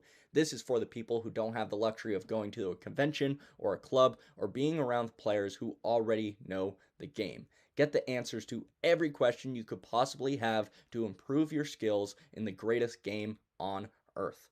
The links to all these videos and playlists are in the description below, so happy flicking and enjoy the rest of the stream.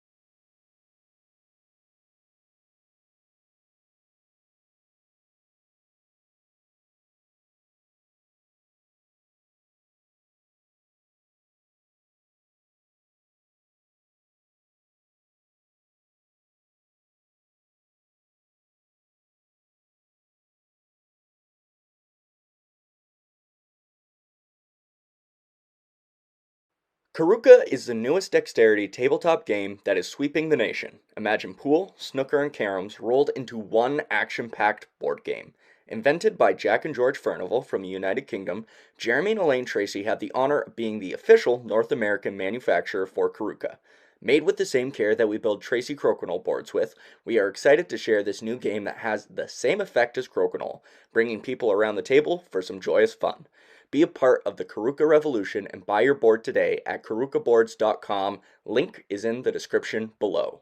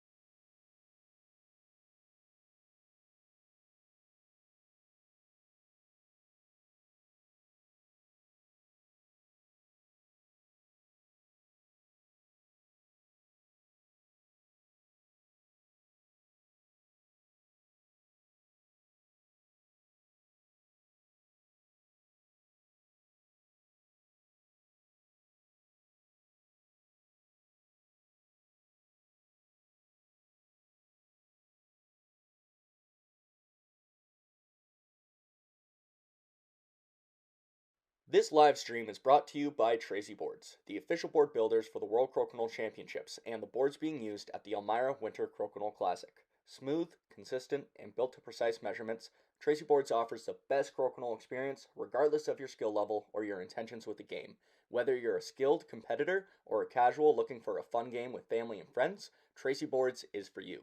To learn more about our crokinole boards, check out traceyboards.com. Link is in the description below.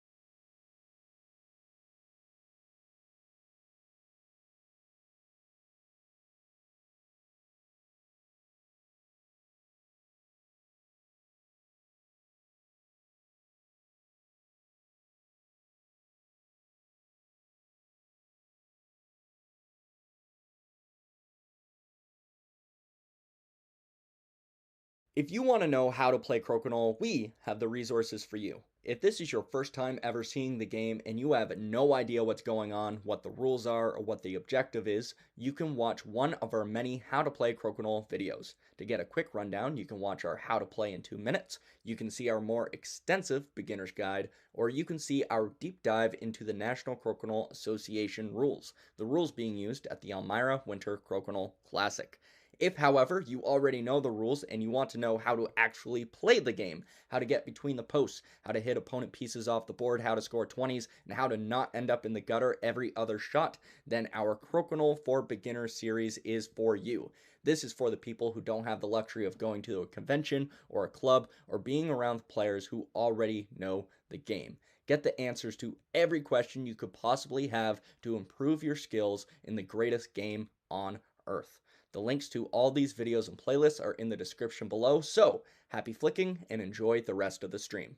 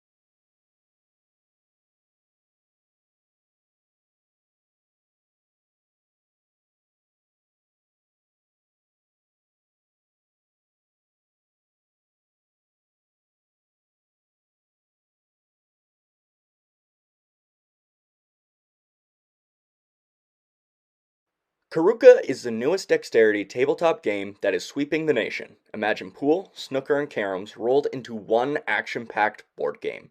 Invented by Jack and George Furnival from the United Kingdom, Jeremy and Elaine Tracey have the honor of being the official North American manufacturer for Karuka. Made with the same care that we build Tracey Crokinole boards with, we are excited to share this new game that has the same effect as Crokinole, bringing people around the table for some joyous fun. Be a part of the Karuka revolution and buy your board today at karukaboards.com. Link is in the description below.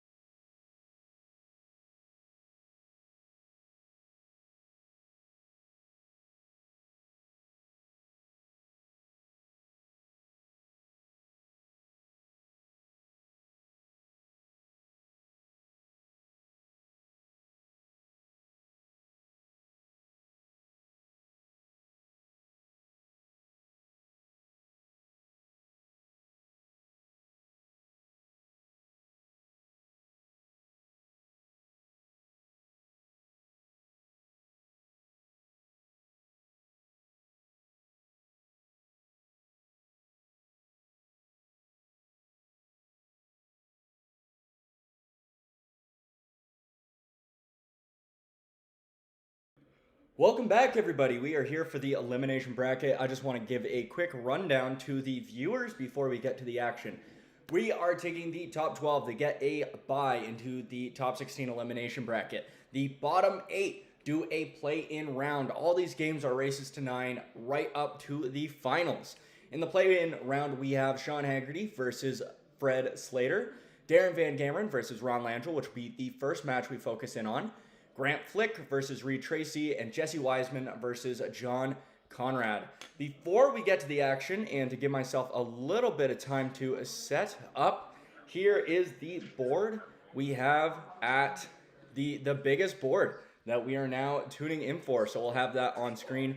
That board has been in construction for a wee little bit. So just enjoy the view while I get things going on the scoreboard here.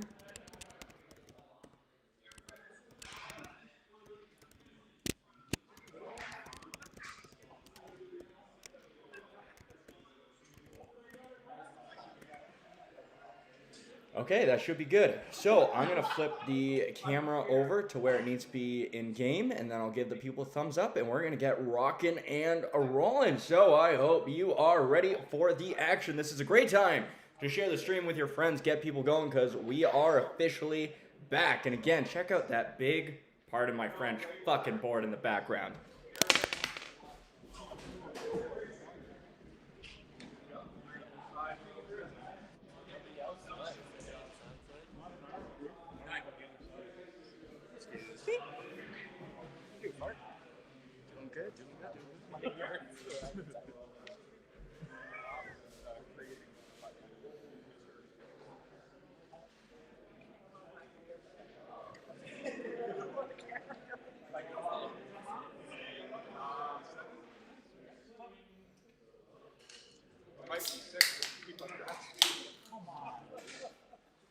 All right. Before I get things started on there, who's shooting first over here? I got him. Cool. All right, Garret, you're open a bit. Let it go. Let it go. Get up there. All right. DVG is the one to have hammer. We're going to go over to the play, get the scoreboard up. I'm getting the scoreboard up, and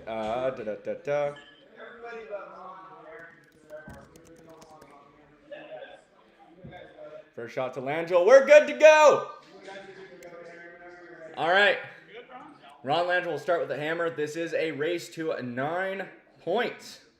Langill opening up in a valid shot. Van Gameren now cannot shoot an open 20 currently. Looks like he'll be going for a Conrad shot, but right now, either way, advantage to a DVG. Now, if you are unfamiliar, uneducated, Darren Van Gameren from the Buffalo Crokinole Club. He placed 4th in the 2025 World Doubles Championship alongside Brandon Osborne. Also 3rd in the Ontario Doubles alongside yours truly. So you see him score an open 20 there.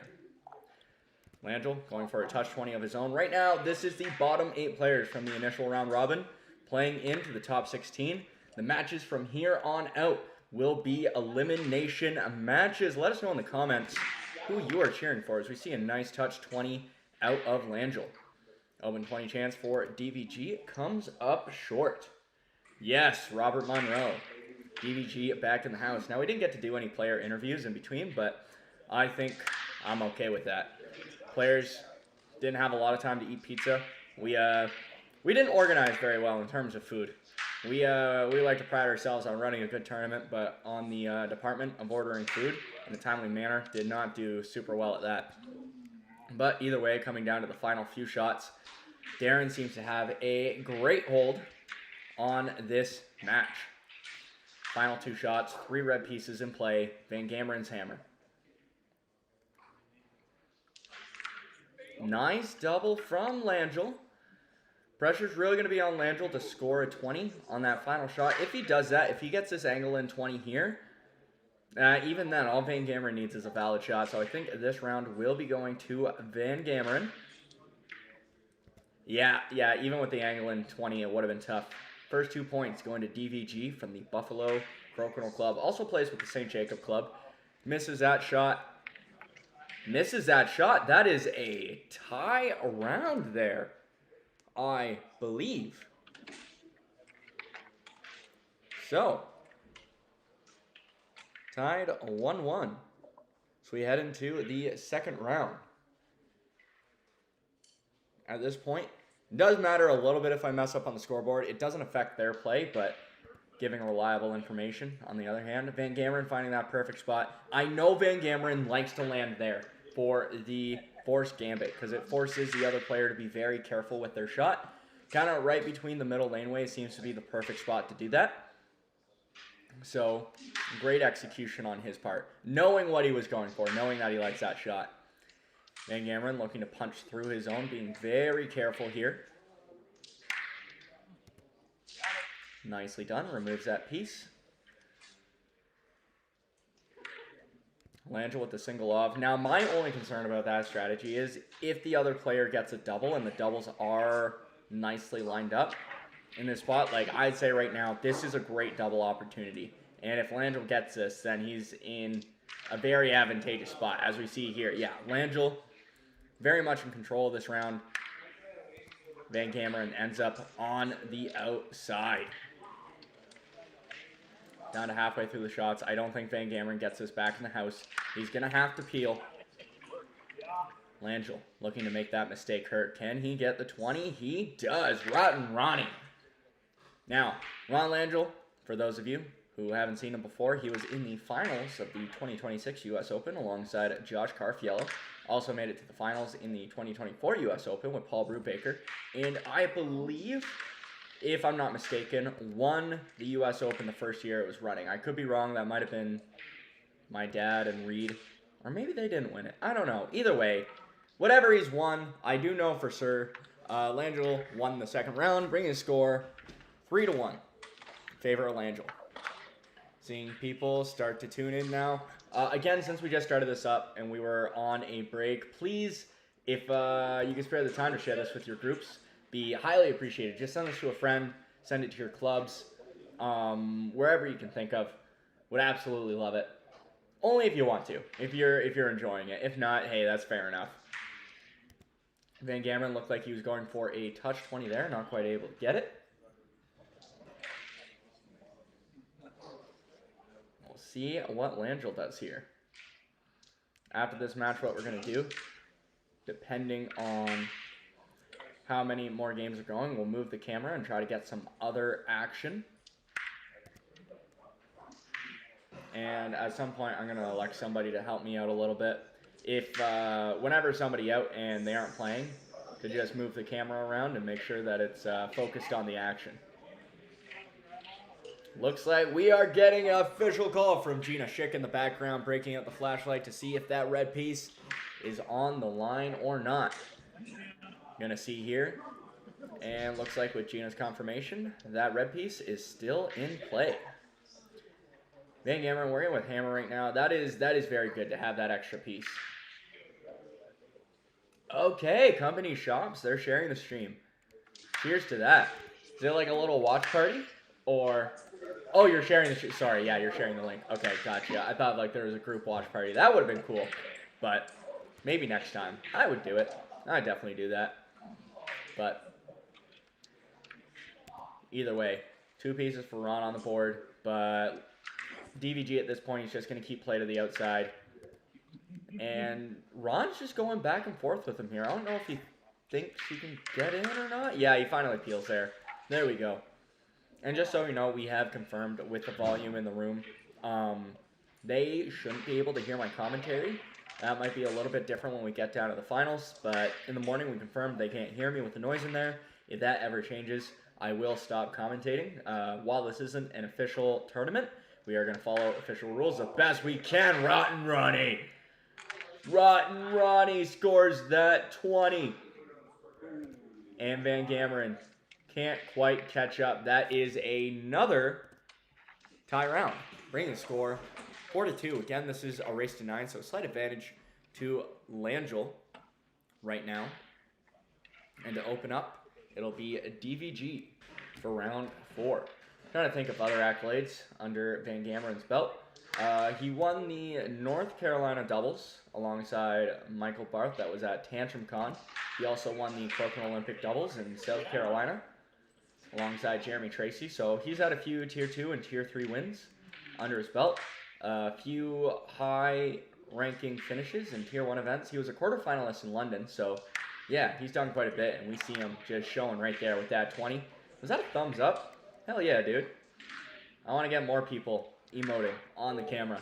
Langill doesn't get the peel. Oh, man. That is tough, and Van Gameren makes it hurt. Langill peels everything. Van Gameren up 220s right now. The round isn't sealed, but he is in a great position right now. Even with that miss, going long, I never hate a miss like that because it takes a strong follow-through to get that, and Langill goes for it. Unable to execute, though. And to no fault of his own, that is a tough shot. Tough shot to do. But we're over halfway, just over halfway through the shots now. Hitting and sticking in that area. Robert, thank you for sharing the stream. We appreciate you. Van Gameren staying a little close. Langill unable to make it hurt. In the background, you can see Wiseman playing against John Conrad. He is covered up by the scoreboard. However, I'll do my best to keep tabs on the matches as they happen to let you know how they finish. Langill looking for a final. Nearly got a beauty double in a 20. It wouldn't have been enough to win the round. That's still Darren Van Gameren's round. But absolutely stellar play.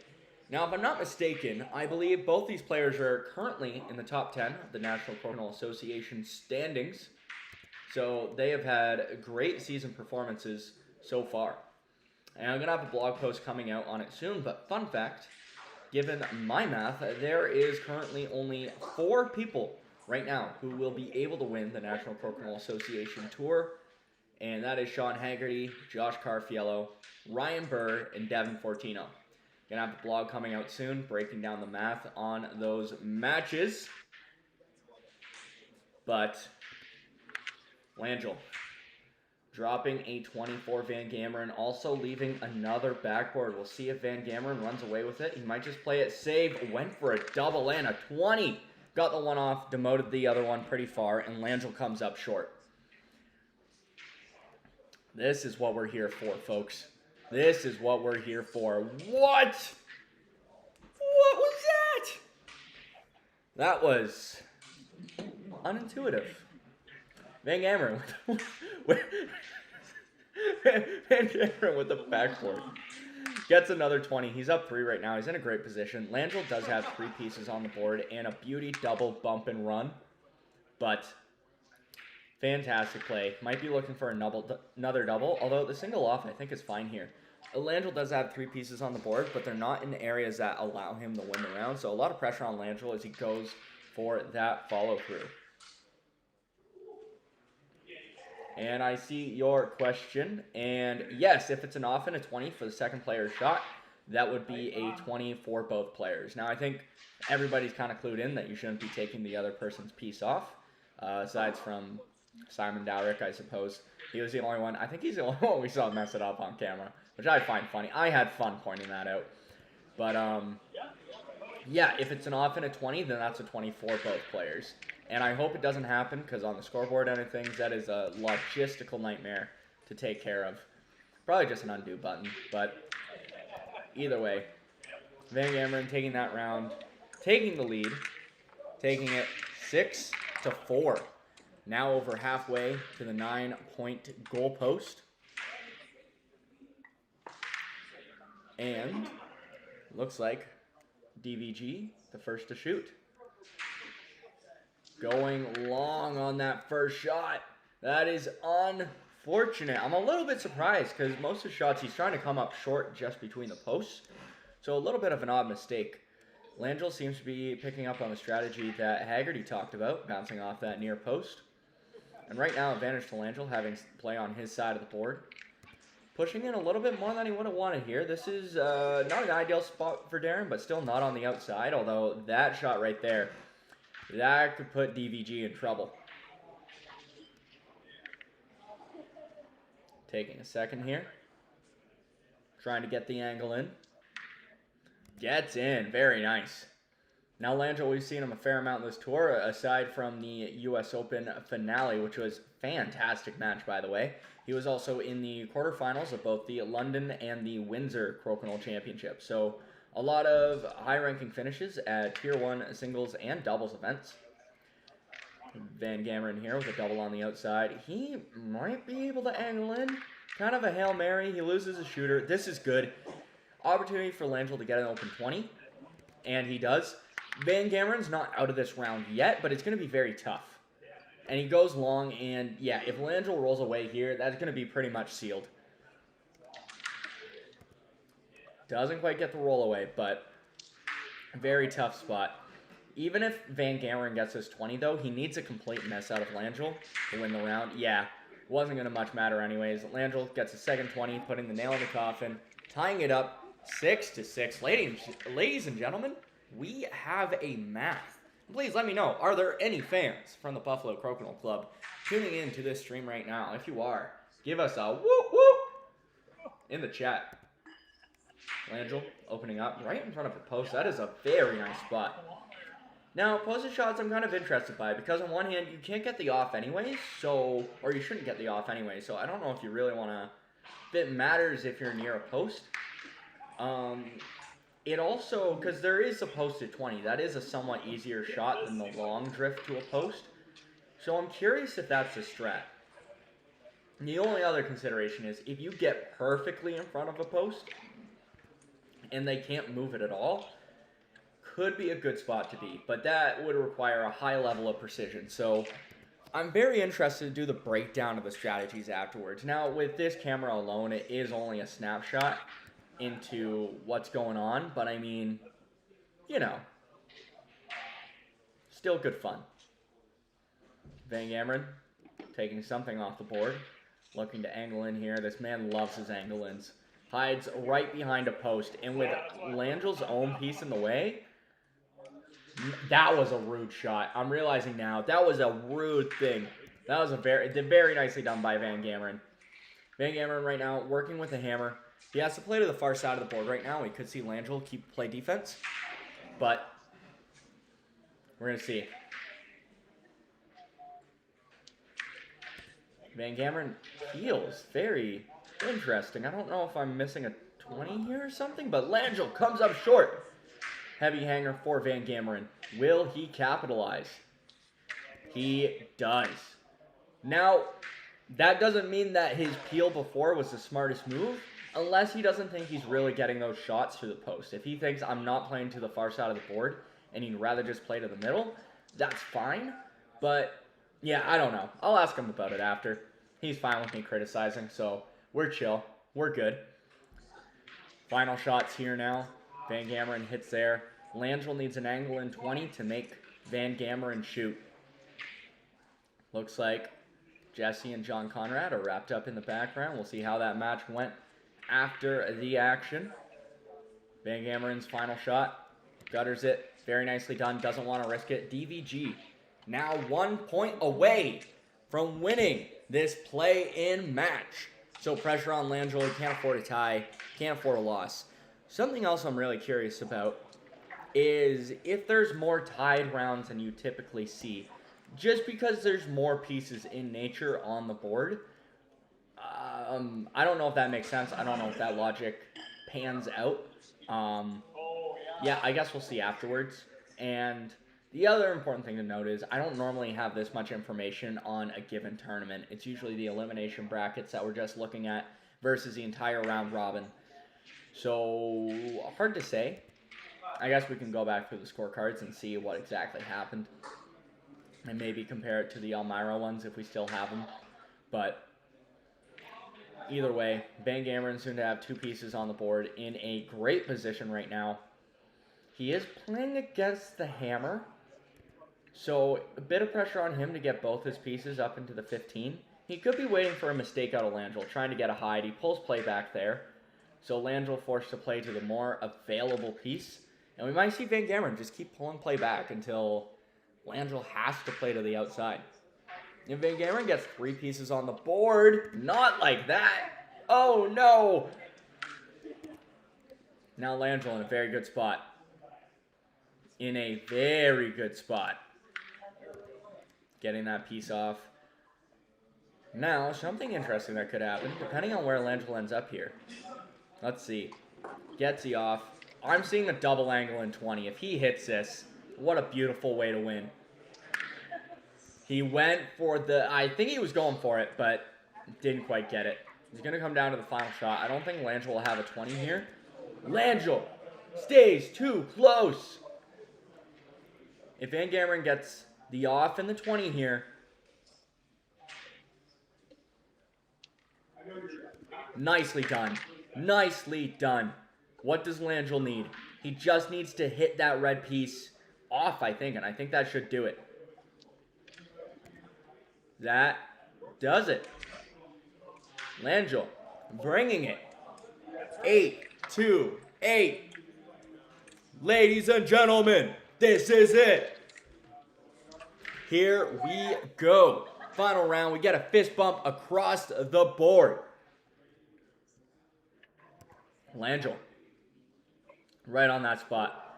It's going to be a very delicate touch for Van Gameren. Excuse me. Very nicely done.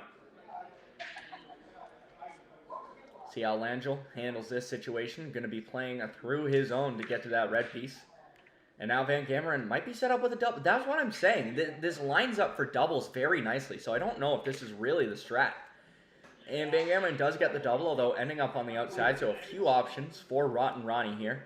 If I were to guess, it's going to be an angle in. Watch it drop. Oh, never mind. Never mind. Van Gameren hitting and sticking there. Yeah, Van Gameren's going to be happy with this positioning. He's just going to stay right in the spot. He doesn't care about getting more 20s or any 20s for that matter. Although Langill ending up in a very peculiar spot. Oh! Oh man, this table's not solid enough for me to slam my hands. Oh, Langill gets an open 20. Van Gameren needs this. He gets it, tries to peel, doesn't lose a shooter. We're down to the final 3 buttons. Oh, shit. Pardon my French, but Van Gameren is in a pickle. He needs to clear everything off the board. That's step number 1. Clears one, but not both. It's gonna Van Gameren's not out of this. He needs to peel, though. If Langill scores this open 20, he will seal the game, win the round. Comes up short. Van Gameren is still in this, fighting for the tie. I'm going to make sure he hears me if he gets this. Oh, man. He's going to far drift to a post. Lips over the center. Congratulations to Ron Langill, who has won this match and will be making it to the top 16 elimination bracket. Kudos to him. What a fantastic match between these players. First off, what did you say? And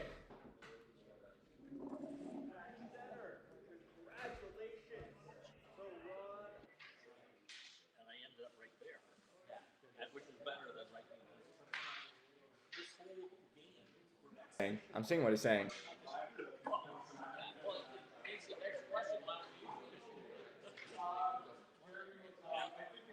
All right, that's good fun. I'm going to move the camera around, see what else is going on, and then we will tune into the action over there. Give me uno momento.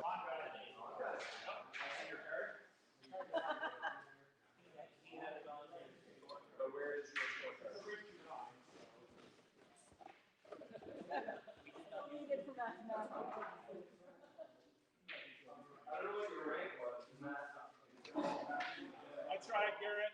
Great play.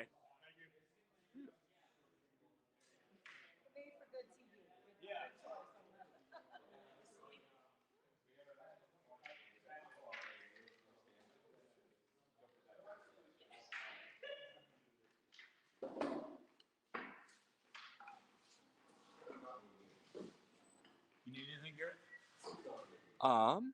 if you're hanging out, I do actually have a favorite. Yeah.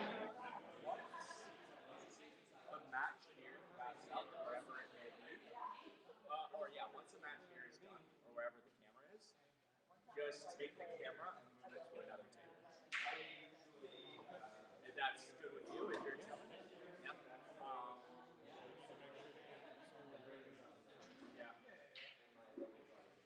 You want me to yell at people?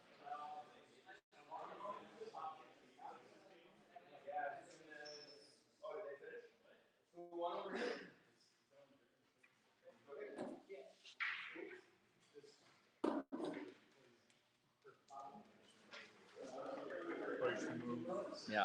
Let's see. I was gonna pick this one, but I just put.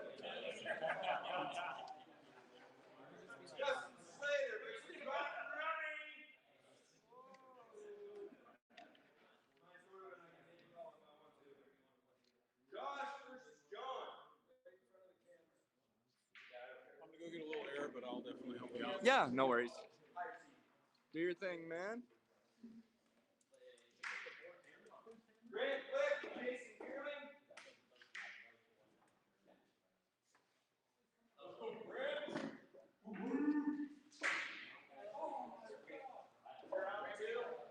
Then we got the Dowrick against the head.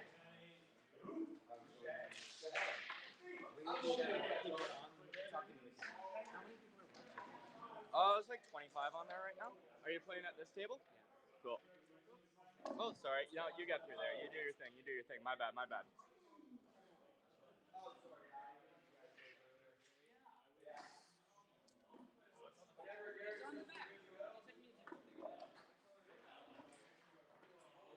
I'll give the thumbs up through the window.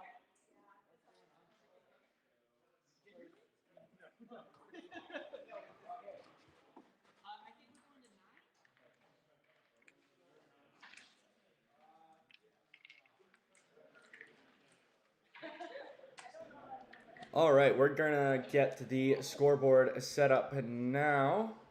Real quick, let's reset this. Okay, match setup. We have Flick versus Beierling. Forced Gambit. This is top 16. Race to 9, and I need to mute myself before that becomes an issue.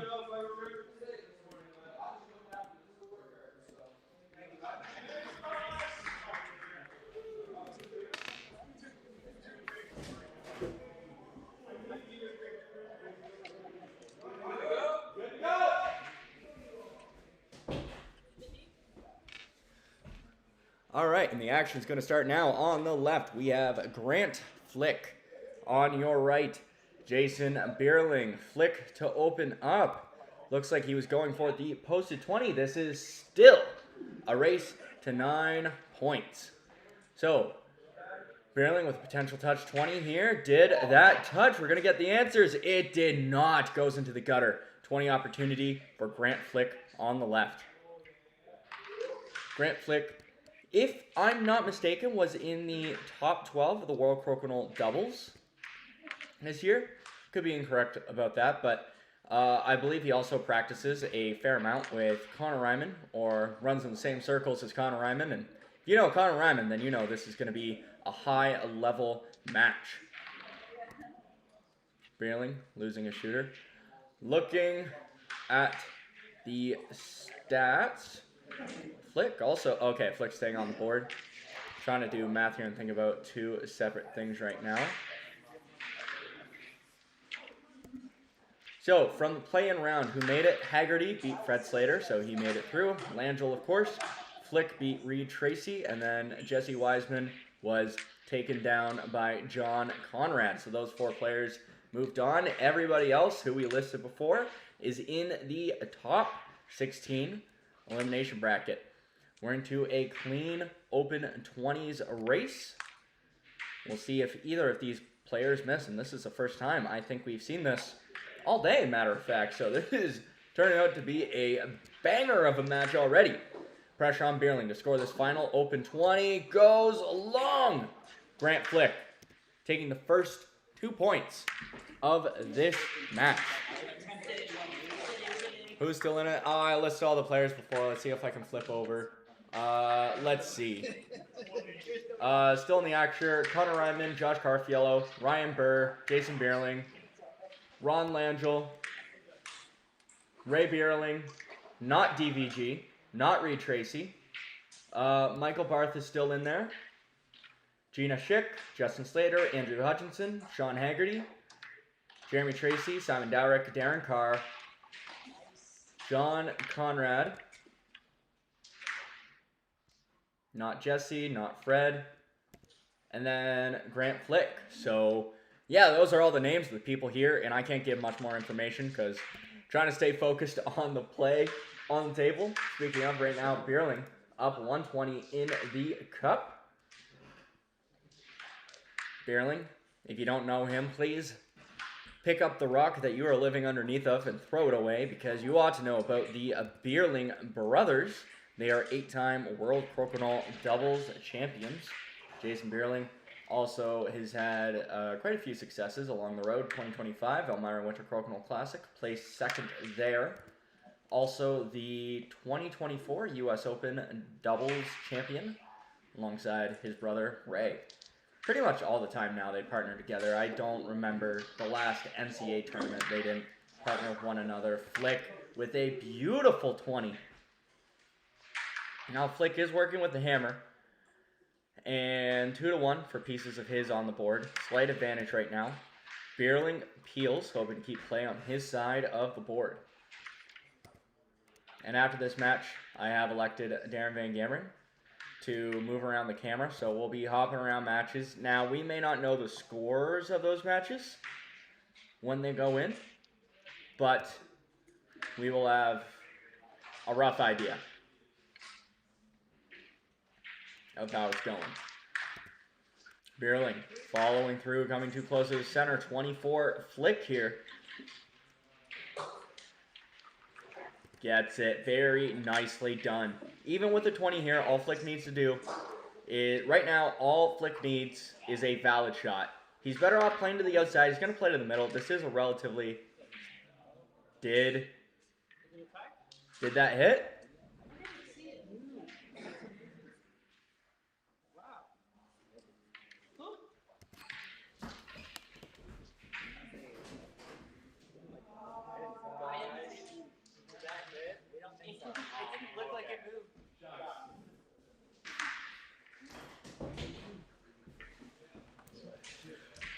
It did not hit. Ergo, it is a tie round. Jason Beierling with points on the board. Had to go verify that with the players really quick. So Beierling now with a point in the game. Still tons of game to go left. See a lot of games going on in the background. Be very interesting to see how fast the other players wrap up. Flick going too long on that opening shot. Maybe thrown off by that last shot. And that's why I was saying, like, it might be just smart to play to the outside. And I mean, that wasn't the reason why I was thinking it. So, to be fair, yeah, my point doesn't really hold up. If he had dropped to 24 Jason, that would have been a problem. Would have been an issue for him. And the one way to guarantee that would be to play to the outside. That could have saved him that mistake as well, but that looked like one of those freak mistakes that doesn't usually happen, you know? Either way, Beierling very much securing play on his side of the board. He does hit and stick out there. I don't think he's terribly concerned about Flick making a strong attempt to the inside, although Flick nearly catches that post. Close to in.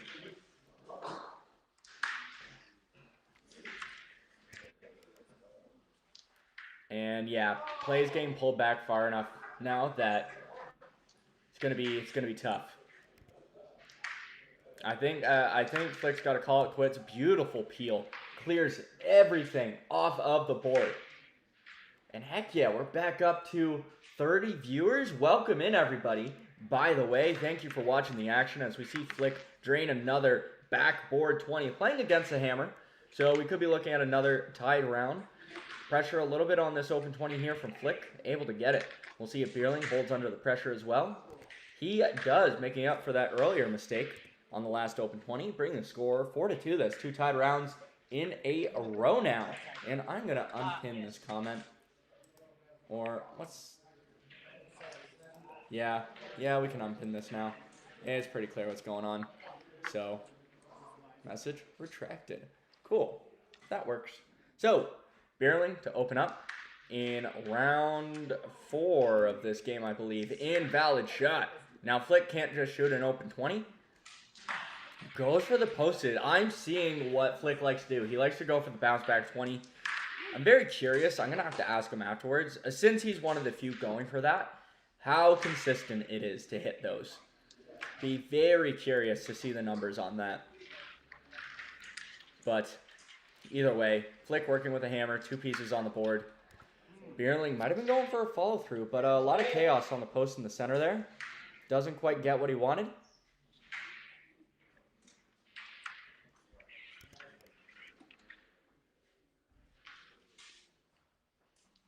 Beierling, beauty 20. Beauty shot. Look at that. Absolutely cute. Backboard setup here for Grant Flick now. Or sorry, for Beierling. I'm getting mixed up on my players. A little surprised Beierling didn't take that. I don't know if that's further away than I think it is. But either way. I think up the left side of the quadrant where Beierling's kind of leaning towards now. No, wrong way. Wrong. Bring it back. Bring it back. Come on. Whoop, whoop. There we go. Yeah, no. Yeah, stay there. Good. To be clear, he can't hear me. But either way, drops a 20. Nice shot. Up 2 in the cup. Flick isn't out of this yet, but he needs a 20. He needs one so bad. He has 3 shots left. He needs to convert 2 of his 3 shots. Not necessarily. If Beierling missed his next 2 shots, he could win by pieces on the board. But that's very tough to do with a 220 discrepancy. Beierling punching through. Yeah, right now, even if Flick takes out that 15, that's 25, 30 points on the board for Grant Flick. Not enough to make up for the 220 difference. And that is I'd say, pretty horrible spot that Beierling's found for Flick in terms of what he has to work with. Beierling making faces at it. I don't know if he sees something that maybe I don't. But Flick loses his own piece there. I think this round's pretty much wrapped up now. There is, unless there's a tragic miss here, and nope, Beierling hits a double. That absolutely seals it. Nothing Flick can do. May as well go for a highlight shot. Just to show the fans. Would you guys like to see a highlight shot? We'd like to. I don't know if I can shout that. Have I mistaken something?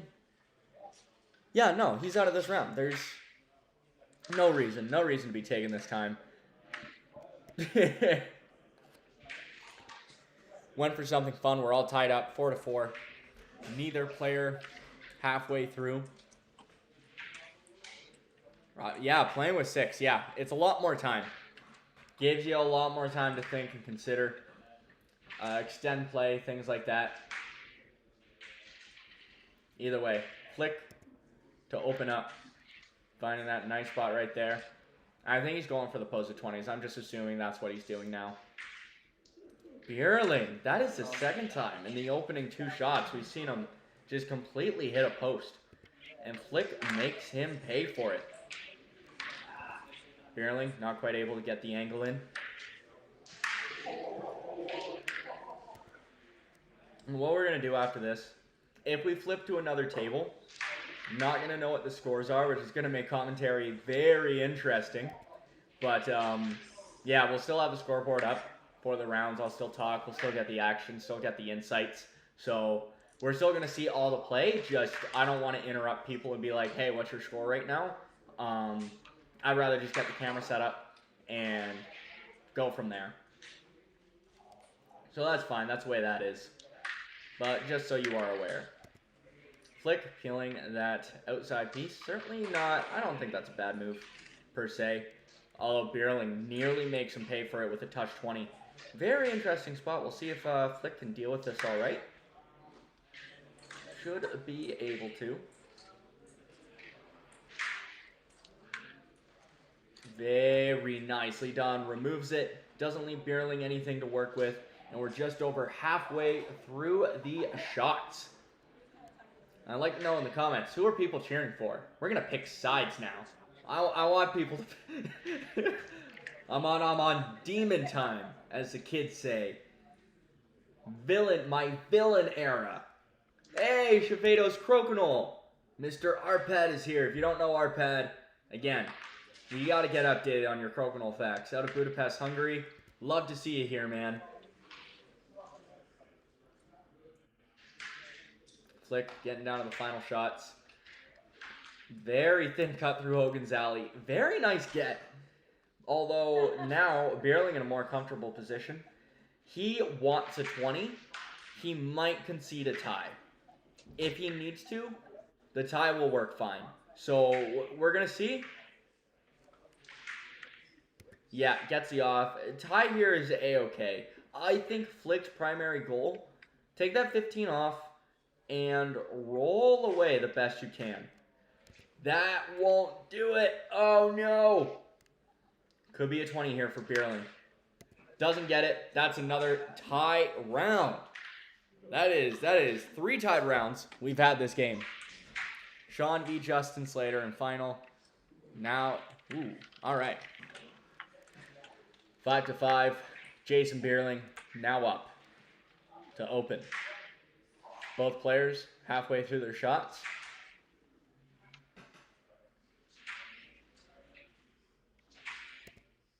Beierling hits the post.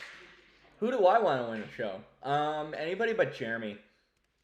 Yeah, there's my answer.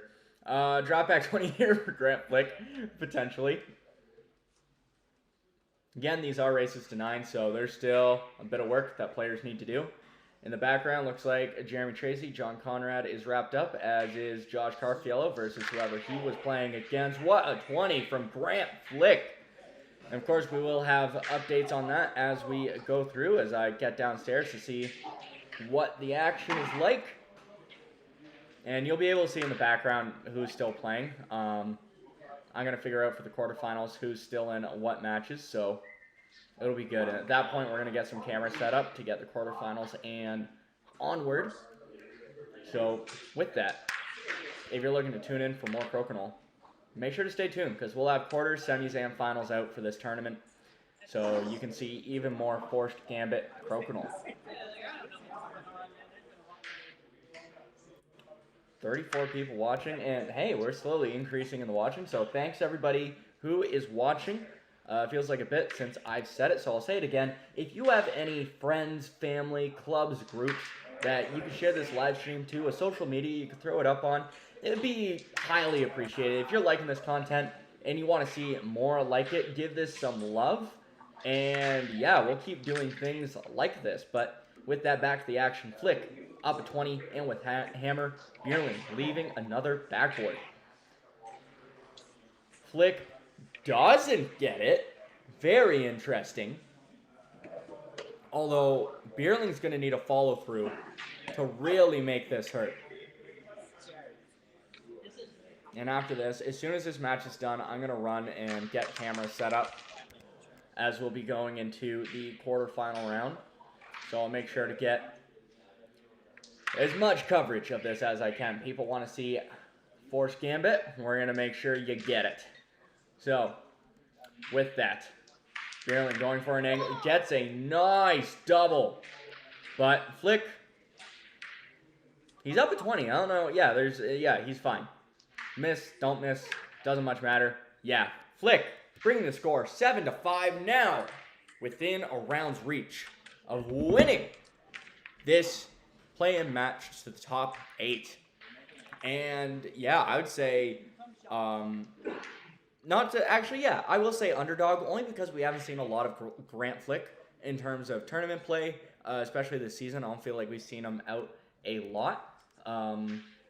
And yeah, to see him take down Tracey, who, to be fair, also hasn't been very active, and to be fair, I'm biased towards. But then, now in reach of beating Jason Beierling, probably not the predictions people would have made, and I love to see it. So, with that, right now, Beierling does have hammer, although 2 red pieces in play. As long as he takes out 1, should be good.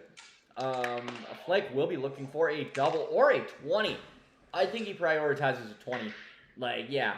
And I think if he punches this just right, should be a single off. Beautifully done. Very well done. Jason responds with one of his own. Now this is interesting. Flick could have 2 red pieces in the 15 region. Demotes one. I think Beierling's going to play to the outside here. He's going to play the defense. No, he's going to play to the middle. Really? Rolls to the outside. Okay, I'll accept that. I'll take that. Could be lining himself up with a double as well. Maybe he didn't think of that far, but still. Flick, very careful not to hit his own. Beierling's going to make sure to hit both and to stay behind the post. Beautiful spot. I think that's just far enough back that Flick won't be able to pull it back. And taking a second to think about this here, hits the post. So close. I'll say it. I'll say it right now. I want Grant Flick to win. I like to see the upsets.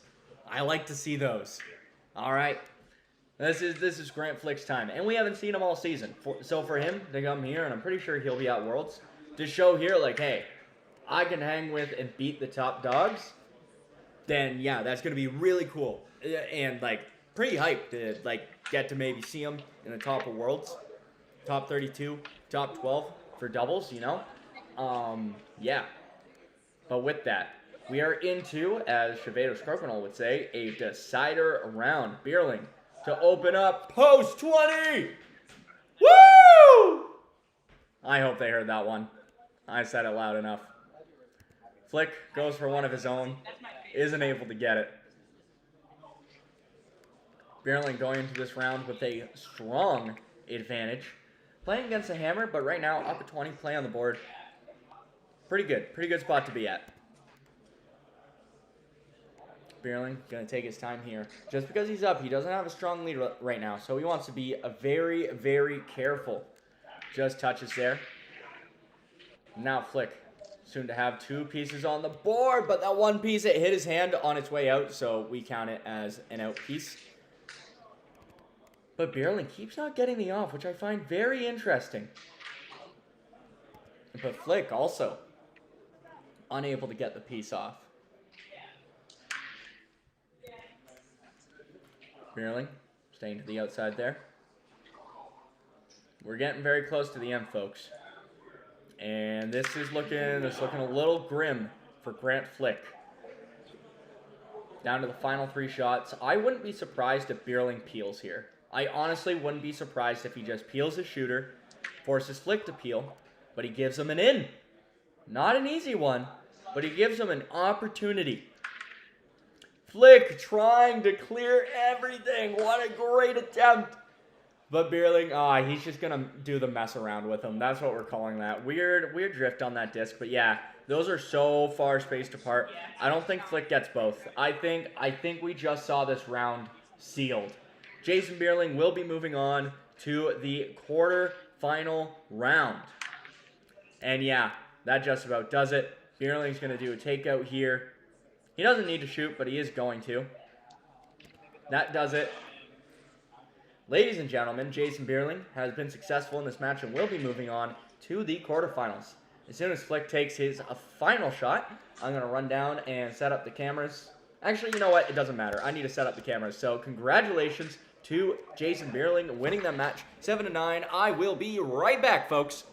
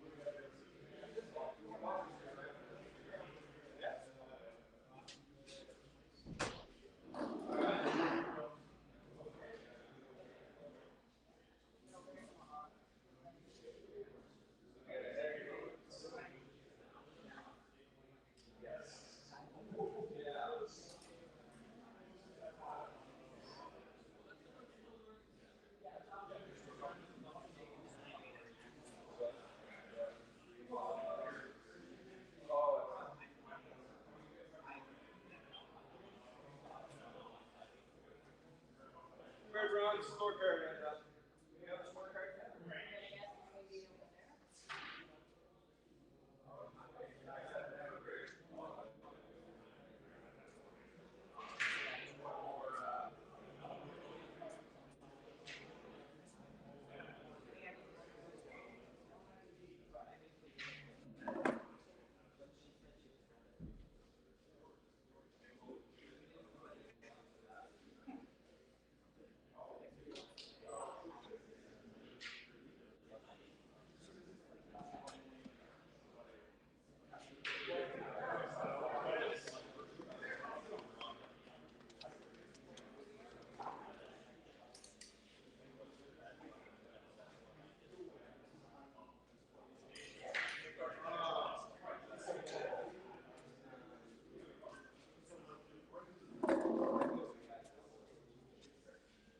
What's up, people? We're gonna move you over.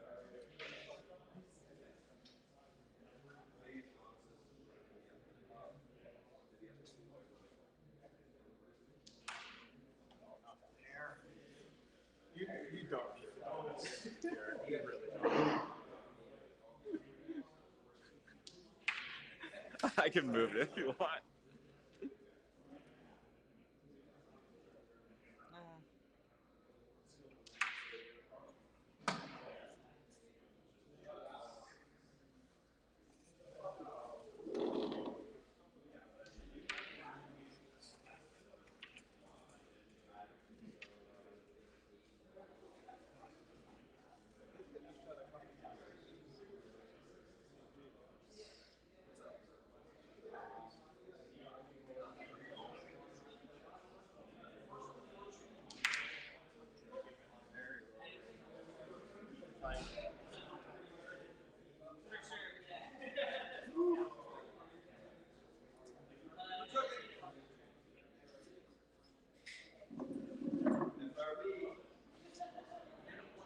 What's your rank, Bobo?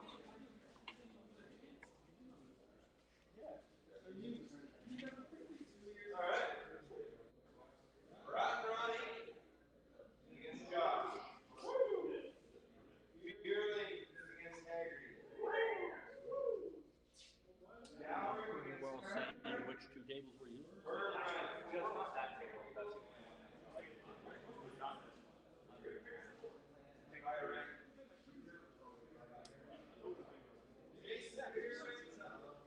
Josh, you get the. Garret does not want to. Garret doesn't want that. There's lots of teams over there for all losers if you want to dig in for scores.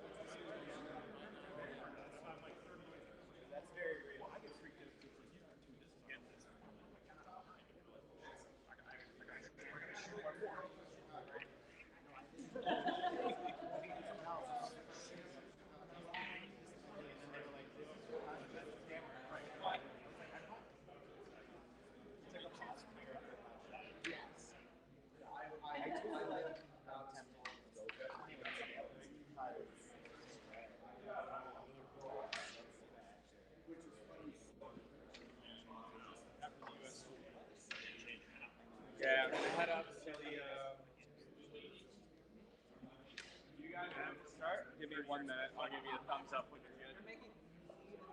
Yeah. People like you.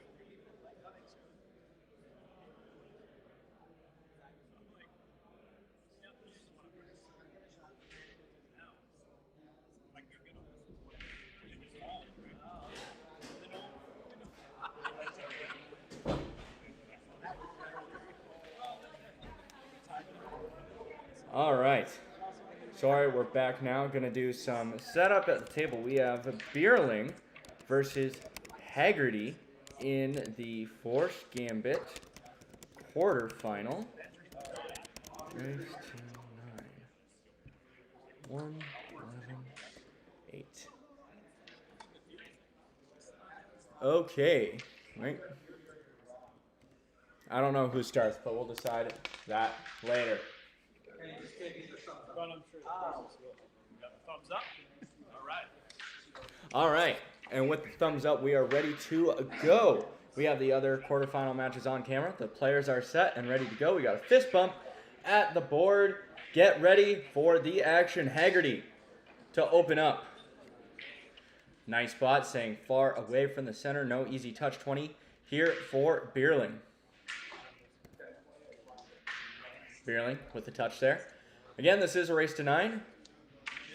Whoever wins this will be moving on to the semi-final round. Ignore the score right now on there with a nice 20 from Beierling. This is going to reset, so whoever wins this round is going to be 2-0. It's not 7-9 right now. It's just a reset I forgot to do. But we're far enough into the round. I don't want to change that up. Beierling going for a very aggressive double. Still 2 of Hagarty's pieces on the board.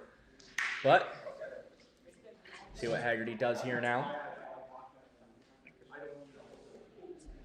People back to tuning in. Some people from Kansas City tuning in. Heck yeah.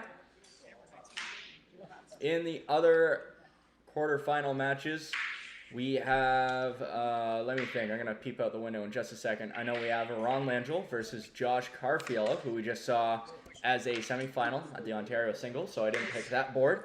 Something we've seen before.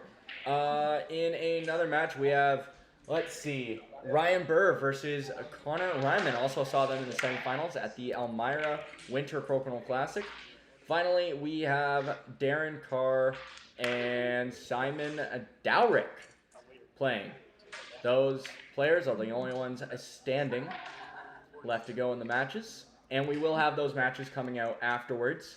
So this quarterfinal, we won't have a match posted for it. Not really. I might just cut this and use this for footage for commentary. So I'll try to do my best with it. But with that, Hagarty down at 20 right now. He needs to get play to the center. He is working against the hammer, actually. So yeah, he really needs to get play to the middle. Beierling, open 20 opportunity. Able to get it. Now Hagarty. He, I believe, was in the play-in round, so to make it all the way up into the quarterfinals, doing quite well. But Beierling taking those first 2 points, and now you see the reset on the scoreboard. Do we practice with timers? Not really. No, don't really have a timer in terms of our practice. Jeremy has drilled pace of play into our heads pretty well, so me and the brothers at the very least know what a good shooting pace is. But Beierling, invalid shot. Hagarty gets on the board. Advantage to Hagarty right now to start.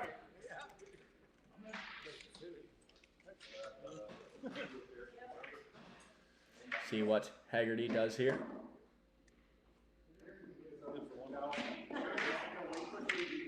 Loses his shooter. Too much strength on that. Open board opportunity for Beierling. Looking to make that hurt, and he does. And something we're seeing at the high level, I think this is anecdotal, from what we've seen on camera though, it seems that the high level players, like the top of the top, the cold open 20s don't seem to be that much different. Obviously there's going to be a difference in how many 20s are scored just by nature that you're not having those initial like 220 scored for player 20s races. Even that is a big difference. That's a quarter of your shots, right? So there's going to be a difference in the 20s percentages across the board, but I don't think it's taking away from a lot of these high-level players and they're just cold open 20s. We saw the same with Justin Slater, at least when we saw him in the preliminary round. So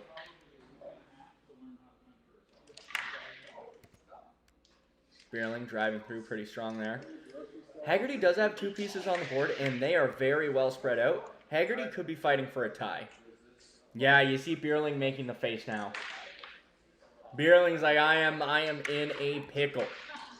If Hagarty can angle in, he'll win.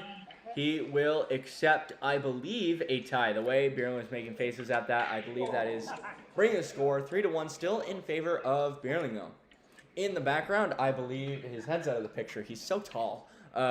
Justin Slater to your left and the Crocs on your right, Fred Slater. Those two won the Scenic City Crokinole Classic this tour. Very close to the line there, Hagarty. Well done.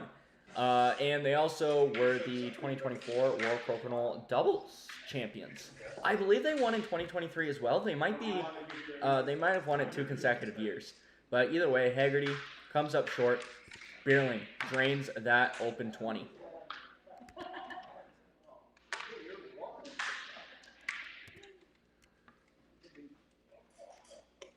Tied in the cup right now. Beierling with the hammer. Hagarty comes too close to the center again.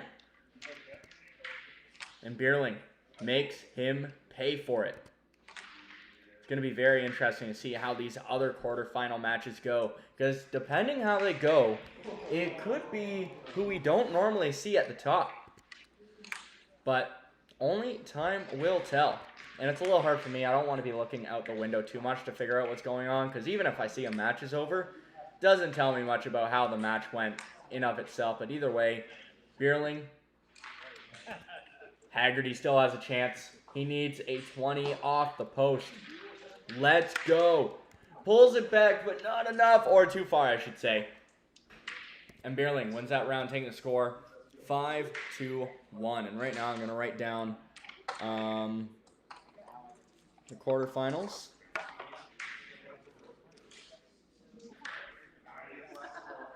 Beierling to open up this round.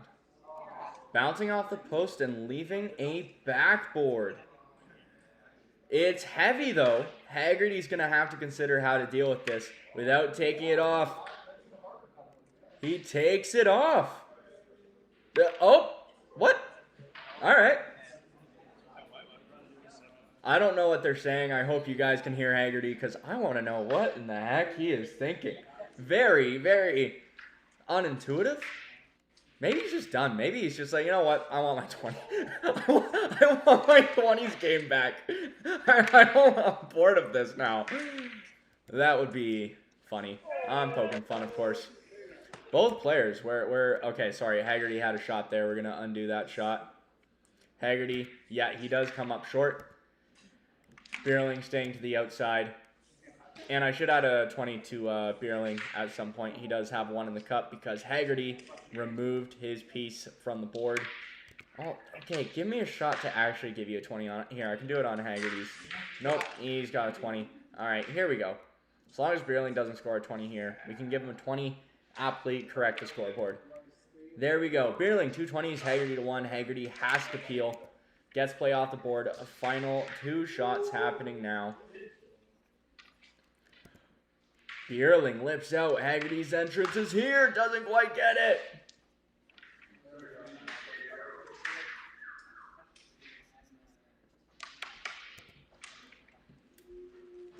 Down to the final shot. Hagarty needs the off in the 20. Fourth a tie. Comes up short. Beierling. 7-1. Now in reach of winning this quarter-final match to move on to the semis of the Forced Gambit Invitational. And I'm going to run down and I'm going to get info as soon as I can, as soon as this match is over. Hagarty beautifully in front of a post. That was very well done. Beierling bouncing off. Backboard for Hagarty here. Doesn't get it. See if Beierling can manufacture a 20 here. I think this is a format that really benefits Jason Beierling in particular. Because in my opinion, Jason Beierling has one of the craziest trick shot games in the circuit. Just the shots he can make are absolutely insane. Players like him, Rotten Ronnie, I figure when you take the game away from an open 20s race, these are the players I'm not surprised are excelling. That being said, it's no surprise that Hagarty's up here because top of the tour, world champion, multiple tourney champ this season. I mean, yeah. So what we're really seeing here is just a battle in which, oh wow, Beierling dropped a 20 for Hagarty. And right at the halfway point of the round, this doesn't put Beierling out of this quite yet. Because Beierling, if he ends with 25 points on the board, he still wins the round. Going for a posted 20 here. Backboard left for Hagarty. Hagarty definitely going to look to take this. Going to try to fight his way back into this round. Or sorry, that wasn't a backboard for Hagarty. I got lost. I got too invested. People talking about the UK tournaments. Love to see it. Hagarty lining up a shot. Nice double. Cleans up. Hagarty firmly in control of this round now. He could just gutter a shot. It looks like, yeah, that's what he's going to do. Fair enough. I respect it. Unless Jason Beierling somehow got a off and a 20 here, I'd be amazed. But gets it in. Very well done. Hagarty taking the score 7-3 on his way to making a comeback.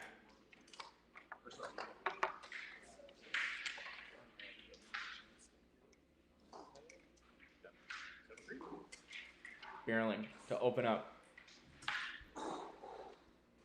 Okay, so I see the spot he's landing for, and I understand how that is a spot that if you miss by just a little bit, oh, excuse me. I had a late night. I went to a coffee house. Anyways. What was I going to say? That spot seems very prone to catching the post, and we've seen Jason do that a lot. But the payoff is something that's very difficult to deal with. My only rub with it is they're not getting the off anyway, so there's no need to really try for the post unless you think you can get it perfectly posted. And from what we've seen with Jason's shot, I don't think that's been the case so far. So that strategy I'm a little bit more skeptic of. I think you're better off with like coming up short on a Conrad right on the line. I think that-ish, or maybe just that normal Conrad spot where they can't really get a 20 and they're not allowed to get the off. So that seems like the best to me, where you can easily stop a double being set up, where you're not worrying too much about posts as long as you can hit that Hogan's Alley laneway. I think that's the best way to approach it. Do we have Eric Mammon in the chat? Ladies and gentlemen, we have the Long Island Crokinole Champion attending. He just won May 16th alongside Nick Stangus. So kudos to him, and thank you for joining us. Mammon's also done quite a few other things in the Crokinole circuit. He won the, what was it? The Wicked Flick tournament. Nice 20 from Hagarty there. What else? He placed second in the Boston Singles tournament back in September 2025. He won the Crokinole Olympic Singles, taking down Jeremy Tracey definitively, I would say, in the finale. Right now, looking at this board, open board for Beierling. Comes up short on the 20. Hagarty's hammer right now. And gets a 20. Very nicely done. But, looking at this right now, Beierling 2 pieces on the board. Hagarty does have hammer, so I think this is okay. I think this is okay for Hagarty as long as he can get 1 off. This is very close, though. Hagarty cannot afford a loss, and I don't think he'd prefer a tie. A tie wouldn't be great.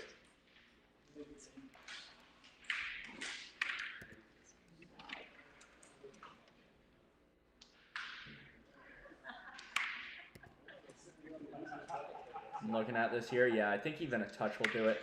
That does it. Hagarty continues the comeback momentum, bringing it 7-5. Cheers to you too, Mammon. And again, we're going to look out the window now. Seems like a good time. It looks like all the quarterfinals are still going on right now. So that's some good stuff to see. Hagarty going for that. He loves that post, and it works out for him quite well. I tried it, And when you get it, it's good. It's just tough to get. So, highly respect that he's been doing it. And holy, what a 20 from Hagarty. We could be looking at another match that is going to go all the way. Hagarty with a decent advantage right now. Beierling unable to capitalize on the open 20. I think that's a few open 20s now we've seen that Beierling come up short on. And if that keeps up, that could be quite difficult. I was a little bit concerned when Hagarty was okay taking the off on his first shot of the round and just giving Beierling a 20. I thought he kind of thrown in his hat, but we're seeing that is clearly not the case here, as he is very close to bringing this back 7-5.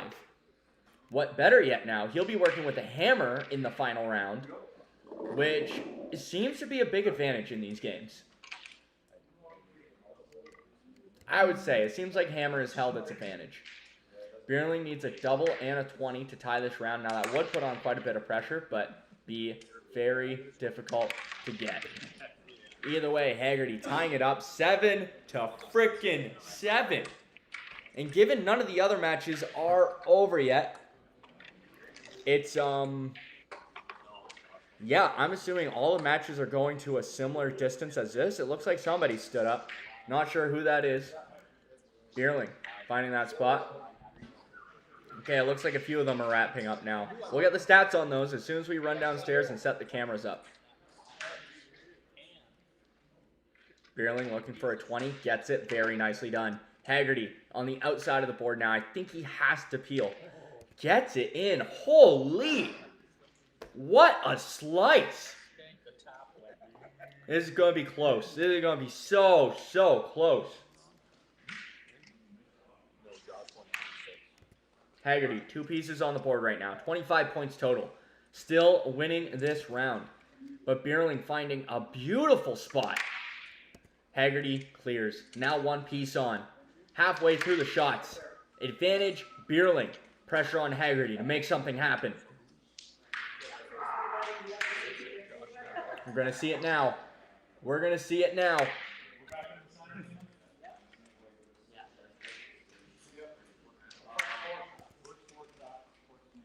Hagarty, opportunity to pull back off the post.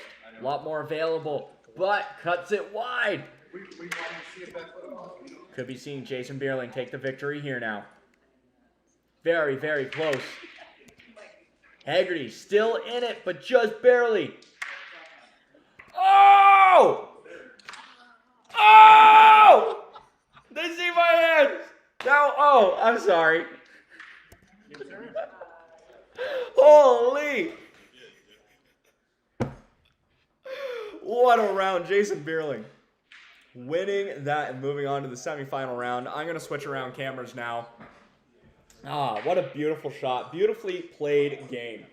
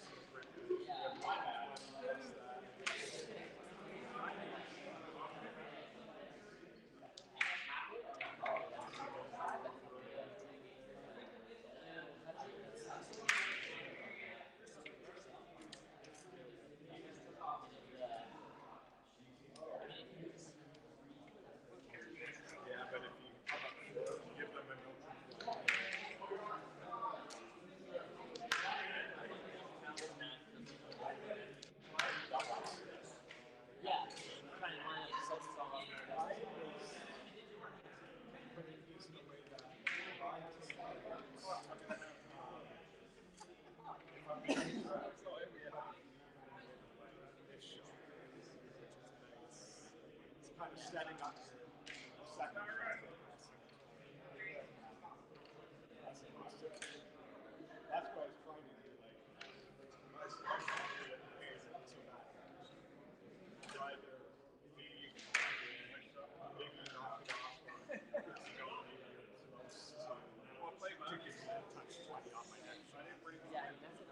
But it's hard to execute. If I come here, if I come up short, I give you like a nice touch 20, which puts me in a terrible position, right?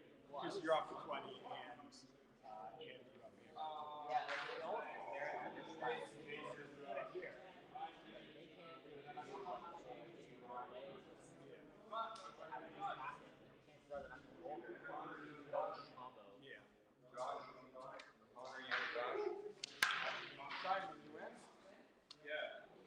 Is that good news or bad news? We need to hurry up and win.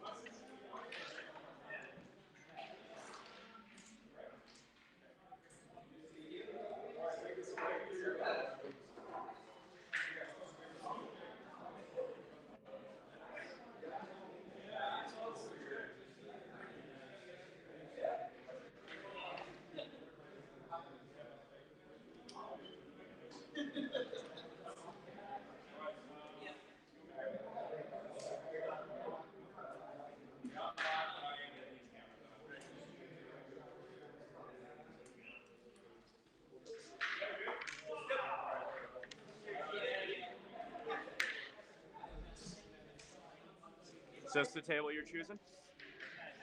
Cool.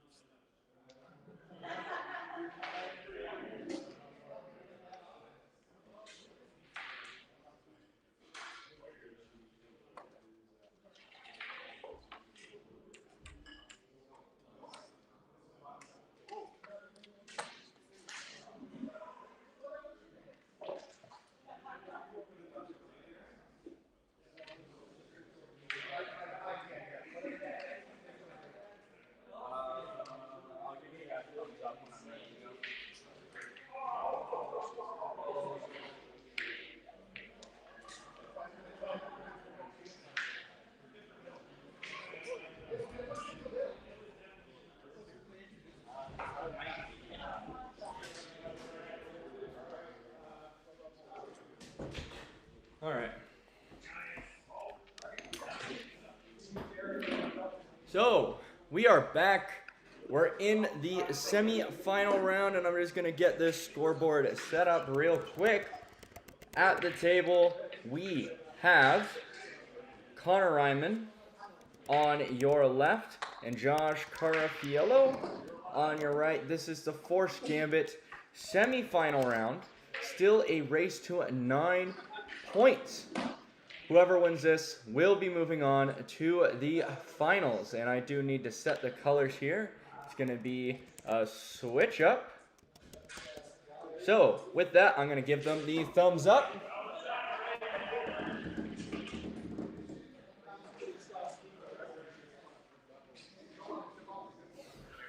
Yes, they know they are good to go. Ladies and gentlemen, we have 2 legends at the table taking their practice shots. We're going to see who shoots first. Warming up, Connor Reinman, of course, 2-time World Crokinole Champion between 2023 and 24 versus Josh Carrafiello, the Tour Champion of the 2024 to 25 season. Reinman to open up. Carrafiello going for the touch 20, unable to get it, leaving an opportunity for Reinman. Gets the touch. Very nicely done. Carrafiello, simple takeout. Carrafiello is working with the hammer right now, so with 25 points on the board, certainly not mad about this. But Reinman pulling play back to his side of the board. I like this for Reinman because this opens up a lot more options for roll-away opportunities. And I'll let you know in advance, and I do apologize, I did forget to hit record on his quarterfinal match against Ryan Burr, but I'll let you know right now it was a very decisive 10-0 victory for Connor Reinman on the left. So, just so you know, that's how that went. And this is one of the occasions where I'm not just saying I lost the footage, I actually did forget to hit record. So my honest apologies. I don't think Burr's upset about it, but either way, Reinman, 2 in the cup now. Carrafiello nearly bounces back off the post. Not quite enough, but what a great attempt. And again, if you want to share this stream with friends, family, your club, Crokinole groups, what a follow through! You're seeing why you should share it right now. Because this is high level shit we have at the table. I'm sorry, pardon my French. You put me in front of a camera for that many hours in a day, it's gonna slip. It's gonna slip. So that's 2 points for Reinman. Again, race to 9. In the other semifinal match, we have Jason Beierling playing against Simon Dowrick. So hopefully Dowrick stopped messing up the rules. That would suck to have a winner who wasn't playing Forced Gambit and just playing Crokinole. But either way, back to the action here. 2 pieces on the board. Forced Gambit shots complete. Carrafiello is playing against a hammer in this round, so a bit of pressure on him, and we could be looking at a 20 here for Reinman. Gets that to drop, beautifully done. Now, this match, we do also have a separate camera on the action, which means that we will have more professional video put together of this. Maybe I'll have Jeremy Tracey do the commentary for that one, or somebody else. So, yeah. Reinman loses a shooter. Maybe I'll give this footage to someone, but I won't tell them it's Forced Gambit rules. And just watch them lose their minds over there not being 20s races. I'm having fun. I'm having a good time. Look, I don't get to play today, so I need to have fun somehow. You know what I'm saying? Either way, Reinman keeping play to his side of the board. Yeah, a Beierling versus Reinman final. I could be down for that. We haven't seen them play. I think it was the 2025 Elmira Winter semifinal round. It has been in somewhat recent history that they've played against each other. So, either way, Reinman taking another 2 points, bringing the score 4-0. Resetting the table now. Gonna put my eyes out to, actually, no, not right now, but soon. Going to take a look and see how the other semifinal match is going. Reinman, is that touching the line? It is not. It goes out. Carrafiello sharing something. I can't hear them from here. I think you are able to hear them on the laptop, so I hope you're enjoying the audio on there. It seems like Carrafiello has been going for the posted 20s. But the risk for that is Reinman takes that right there, and that was the 3rd shot of the game, so the off is clean. Now, to a clean open 20s race, and oh man, are we just going to see them shoot open 20s? This is fantastic. Right recipe for it, but Carrafiello going along on that 2nd shot. Reinman quick to roll away in front of a post. And we're going to see this game of cat and mouse. Carrafiello trying to get play back to the center, trying to get 20s. Reinman slowly just pulling. Never mind! Scores a 20. Very nicely done. Carrafiello drops one of his own. Reinman keeping play to the outside. We'll see if Carrafiello can carve in. He does.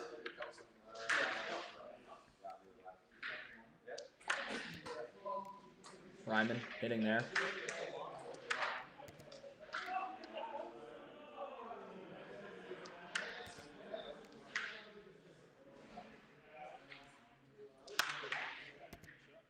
And with that, Reinman, 6-0.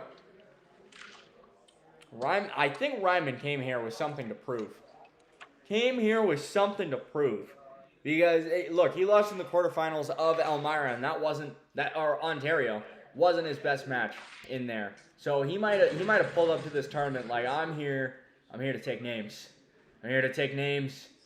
Show them what's up. Show them who's a big dog. Show him who was the world singles champion 2 years in a row. I think that's the Reinman we're seeing here today. A Reinman who wants to show he's still got that. But Carrafiello with 220s, beautiful angle in there. Reinman going long on the open 20 opportunity. Carrafiello pushing in, very interesting. I'm starting to get excited now. I feel it. I feel it. Carrafiello staying in that spot. This is where he wants to. He's kind of okay with this. If he could get play further back, he'd be a lot happier. But if Reinman can't pull it back off a post, this is going to be Carrafiello's round. That was a great attempt. Too much action, though. Carrafiello staying to the outside. See other players just playing Crokinole. You know what? They're here. Boards are out. May as well. Why not? Reinman getting that final hit. Doesn't much matter. Carrafiello taking his first 2 points. Bring the score 6-2 while the players reset. Yeah, other matches still going on. No idea how the other semifinal is going, but it's going. Reinman opens up this round. Trying to get my scoreboard to stop lagging. Carrafiello needs to be very careful. I think Reinman found the perfect spot to make sure this is as difficult as it possibly can be for Carrafiello. Tries to get the touch, comes up short. I think, you see, that is why I say that spot is, it could just be the meta. Could just be the way you win these games. Carrafiello getting the off. See what Reinman does here. Nearly gets a 20 off the post, but not quite able. Carrafiello up the line. Beautiful 20. And we're looking at 5 shots apiece left for the players. Reinman going along. That 20 up the right side of his quadrant seems to be an issue. Big double attempt from Carrafiello. Now Carrafiello is up at 20 currently, so pressure on Reinman. This looks like a beautiful angle and opportunity. Comes up short, just barely.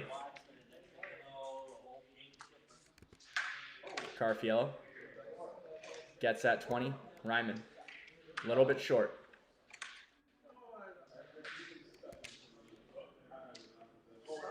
Doesn't much matter. Carrafiello taking another 2 points, bringing the score 6-4. And hey, it's our pleasure, it's our fun hosting this tournament. Jeremy Tracey did the organizing behind this. I'm just the guy sharing it to all of you. So thank you for tuning in and watching this. This is fun to know that it's getting out there. Either way, Carrafiello opening up. Reinman's side of the board. I don't think this is bad by any means, but I think it makes a touch easy. Just talking about Forced Gambit strategy, it's looking like the further you go, the easier it is for your opponent to get it. If you can get just on the line closer to you, seems a lot tougher because it's a lot easier to just accidentally get the off, especially if it's a slick board. But either way, 1 piece on the board for each player. Reinman's hammer. See what he does. Both these I don't love for taking from the outside. But he's able to get it, although open the door for Carrafiello. Could be going for a 20 here. Very aggressive play, but he wants it. Gets into the 15. Now it really depends on whether that other red piece is on the line. Reinman drops a 20 for Carrafiello. Carrafiello happy to take his 2-0 piece advantage on the board. Could see Carrafiello tying this up 6-6. Going up the line now for Carrafiello. Gets to 20. Final shot inconsequential. Yeah, it didn't much matter. Carrafiello. Ladies and gentlemen, we have a match. We are so ready for this. Gonna look for the... No, I'm not gonna look out the window. We're getting to crunch time. Reinman locking in. He might have come close there. Josh gave it a look. Josh was curious. Now for the touch, I think it's a little bit far. Or the touch, it's perfect. That's actually why I'm in the commentaries booth. You know what? That right there. Because I can't hit shots like that. Oh, man. Carrafiello pulling play back a little bit. Hey, man, my pleasure. Reinman, peeling a shooter. This is what we love to see, folks. And we have a visitor coming in. Come on in. Come on in. Hello. Mr. Andrew Hutchinson. And we are tied up. Am I on par here? No, I'm not. Reinman just got a 20. I think they're tied in the cup. Carrafiello lost his shooter. How's it going, Andrew? Good. How about you? Good. I lost focus seeing who was coming up the stairs, so I don't know if my thing's accurate, but that's okay. Effect on people. Yeah. There's going to be somebody here should be happy to see you, but I don't know if he's here anymore. The crew from Texas, but do you have anything you want to say to the fans? From Texas? Yeah. I don't think anybody in Texas likes me. I think, is that Reinman or Josh's round? I want to say Reinman. Yep, alright. We're saying Reinman's got a lead now. Truth is what I want it to be. So we're going to see if that's right, given the results of this round, but quite potentially, Reinman 1 point away from winning this semifinal match. Carrafiello opens up. Reinman with the touch there. Carrafiello to push to his own. And again, even here, like Hogan's Alley, I feel like the double is not a gimme, but yeah, like the line was certainly there to get both pieces off. So that's my only issue with that strategy coming up on the line. It seems like you're just lining out the double and taking away that advantage. What a shot. Holy. Carrafiello evens it out with a 20, but still Reinman's hammer. More than content to play to the outside of the board. Looking to put an end to this round as soon as possible, but Carrafiello with a fantastic angle in. Look at these guys go. Look at these guys go. Feels like I have a sleep paralysis demon over my shoulder. Evil Andrew Hutchinson doesn't exist. Looks like Carrafiello is going to be tying it up 8-8 unless I messed up the scoreboard before. I guess we're going to find out now. Oh, I did mess it up. I was wrong, ladies and gentlemen.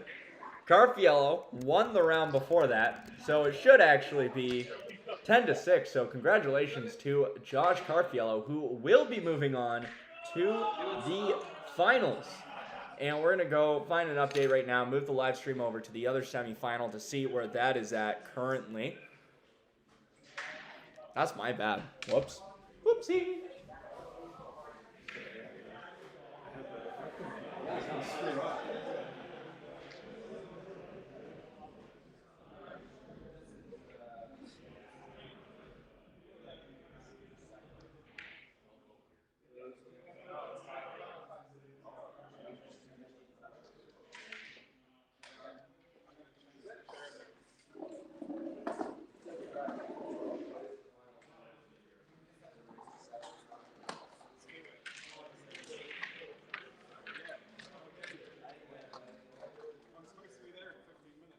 Takes half an hour. Yeah. Alright, I'm gonna get the camera set up here.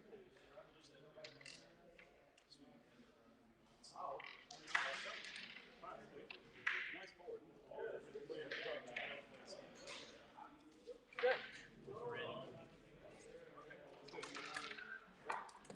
I need a minute to run up there. Yeah.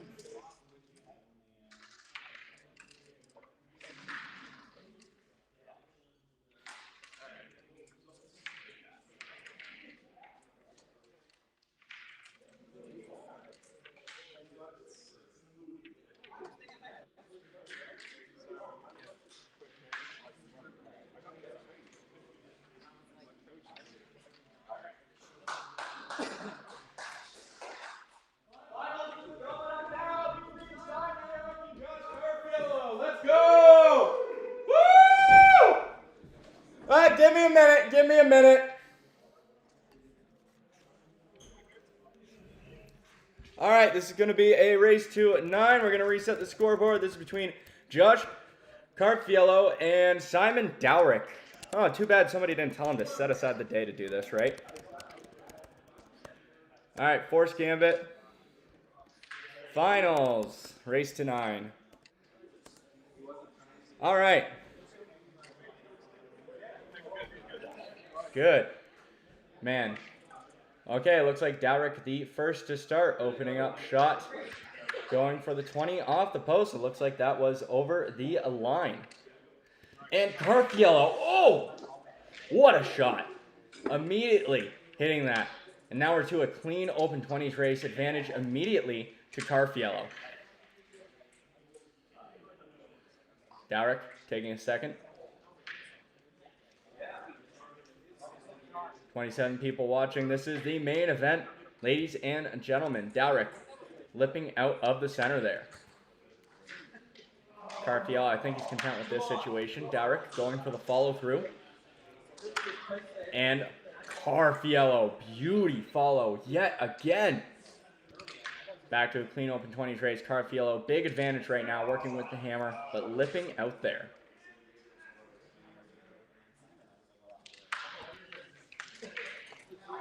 Dowrick draining that 20. Players playing a bit fast. Dowrick has somewhere to be, as it turns out.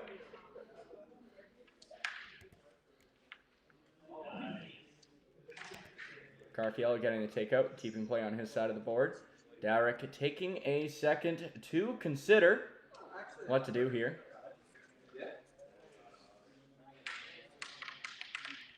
Lips over the center. Open 20 for Carrafiello. Doesn't much matter. Wins the round, taking the score 2-0. Carrafiello to open up the second round.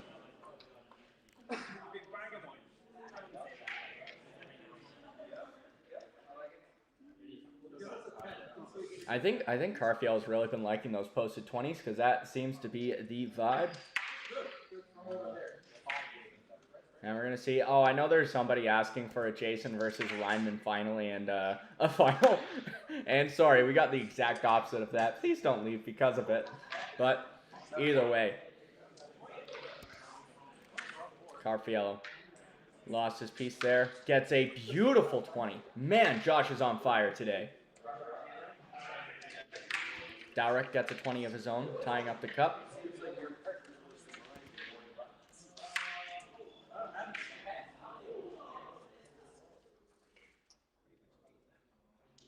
Angling opportunity for Dowrick here. Gets it. Very nicely done. Now up in the cup, Carrafiello evening it out. Dowrick does have the hammer and play on his side of the board. We'll see if he keeps it to the outside, which he does. Carrafiello forced to peel. Dowrick going long on that open 20. Carrafiello to shoot now.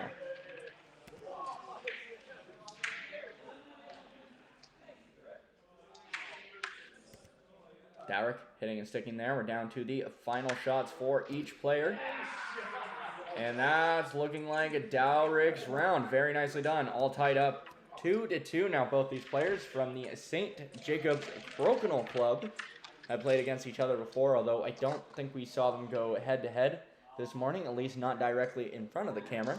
Round 3. Dowrick opens up, landing on the line. Carrafiello just going for that touch. Very nicely played. Very nicely placed. Carrafiello, we're going to see what he does here. I don't know if he sees a double. Beautifully done. And play on his side of the board.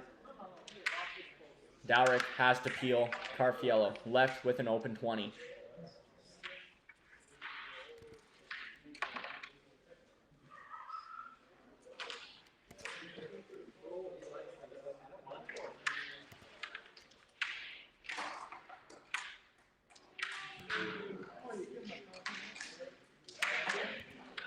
Carrafiello again has play firmly on the outside. Dowrick's going to be forced to peel.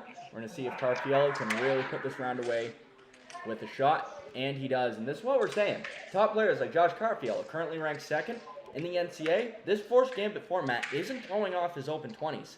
It's just taking them away from the beginning, which is fine as a format, and I think it's fun, gets play on the board, evens the playing field a little bit, but if you, at the end of the day, if you get to an open 20 situation and you can't keep up with the open 20s, then guys like this, who are really strong with those, still going to beat you. They're still going to take you. You know? Now it's 4-2 now.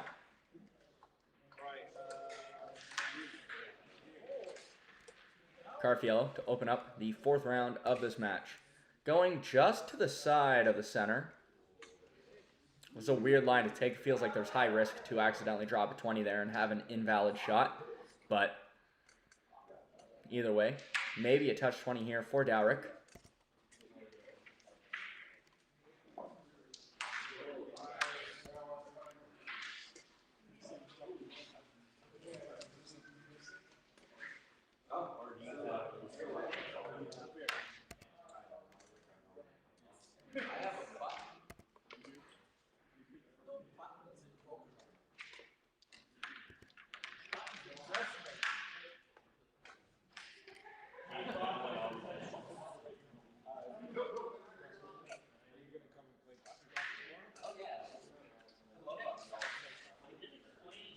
See what he is able to do. See what he's able to do here.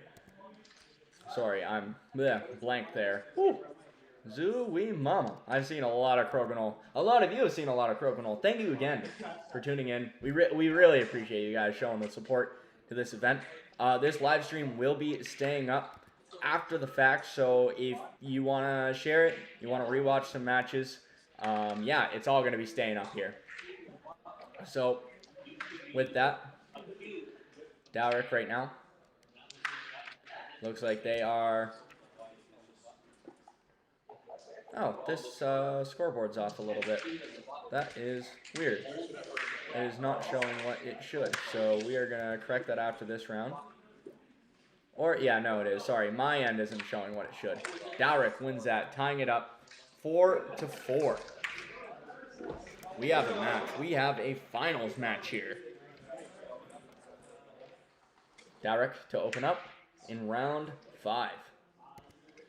Dowrick goes long. I really don't like the go long strategy because as we see, Carrafiello just likes to touch here, force Dowrick to play through his own, and then he gets played to the outside very quickly in very compromising positions for Dowrick. And you're going to see what I mean in just a second. Although, never mind, Dowrick pulls it back. Very well played.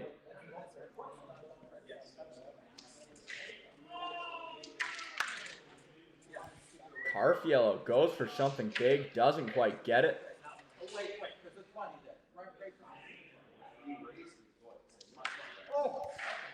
And, ooh, that was a 20. Very well done. We will correct that very shortly. Nice 20 from Dowrick there. Advantage to Dowrick right now. Could be going for another one. He does play rather aggressively. Even better yet, ends up with play on the outside. Carrafiello forced to peel. Back to a clean open 20s race here. Dowrick reaches. It doesn't go in. Carrafiello goes for the angle in. Not quite able to get it. See what Dowrick does. 2 pieces on the board. Dowrick's feeling very comfortable right now, although Carrafiello just misses. That was a little bit far back. He went for it. I think we'll see if Dowrick plays more defensively or goes for the offense. If he goes for the center and he doesn't get it in, could be opening the door for Carrafiello to get back in this round.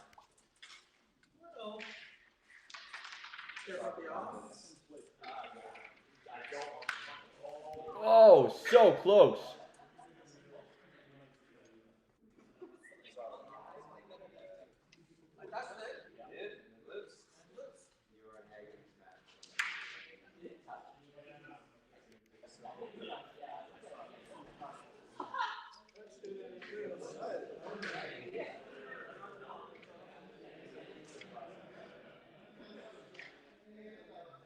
Final shot here for Dowrick. We'll see what he does with it.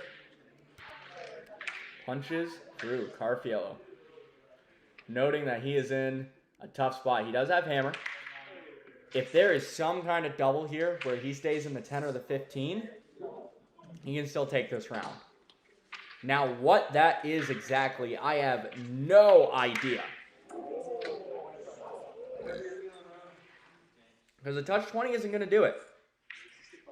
I don't think he sees a thin line. He had to go for it. Had to go for it. Dowrick now with the lead, 6-4. Quickly rushing to take his buttons out.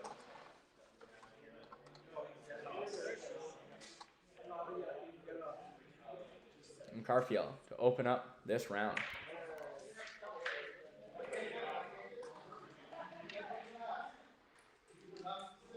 Dowrick with a nice touch 20 there. Carrafiello scoring the open in return. Dowrick is working with the hammer in this round. So a slight advantage to him right now. Carrafiello getting a beautiful touch 20. No, Dowrick. Oh, the open 20s have been tougher for Dowrick, I would say. I think that's one thing for sure Carrafiello has on him in this match. And just raw doubles power like that. Holy.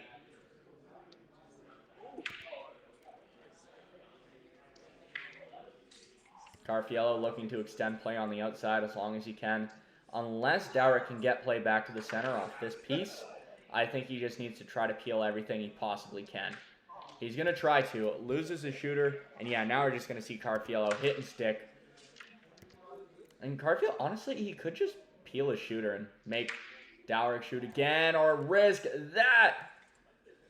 Leaves it backboard for Dowrick. Gets it. Carrafiello is going to try it again. Has a more center line this time at the 20. Gets it. Nicely done. This round is sealed. Yeah, nothing Dowrick could do there. Carrafiello is going to tie it up 6-6. Ladies and gentlemen, we have a match on our hands. In 3 points time, we are going to find out who is the Forced Gambit Invitational champion. Dowrick going long.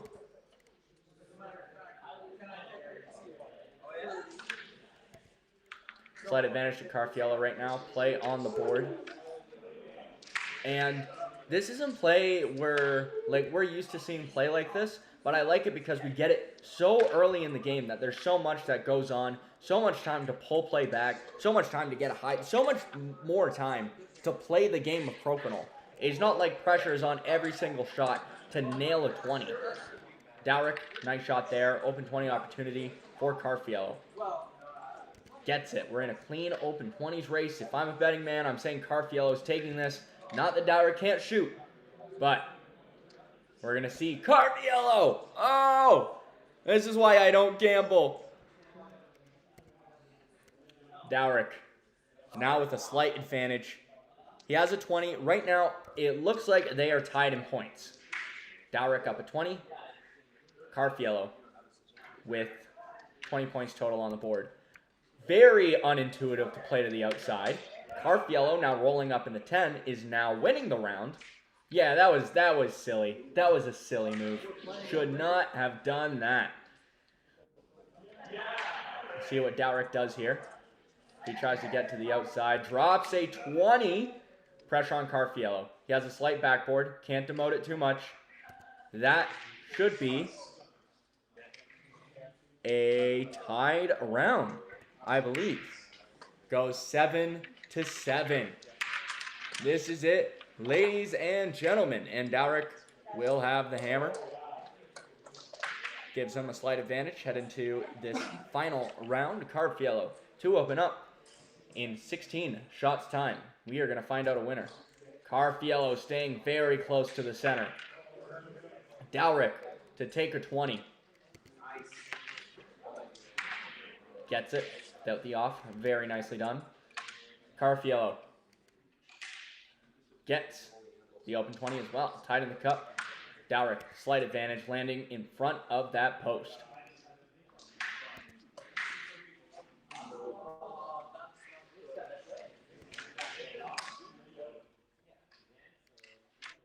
Oh, Carrafiello just misses it. Passing the opportunity to Dowrick.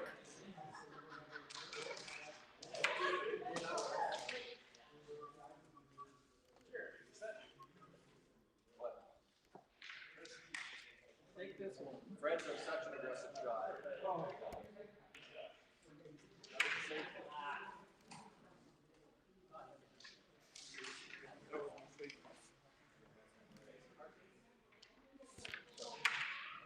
Gets the backboard 20. Carrafiello is still in this, but it's going to be tough. He's going to need a miracle shot here. Going to push for it. Goes a little bit too far. Dowrick taking his time here. I think the outside is the right play. It's what he goes for. Very nice, very nice. Carrafiello considering his options. He might want to just peel this. Down to the second last shot for Dowrick. 3 more shots. Looks like Simon Dowrick could be the Forced Gambit Invitational winner.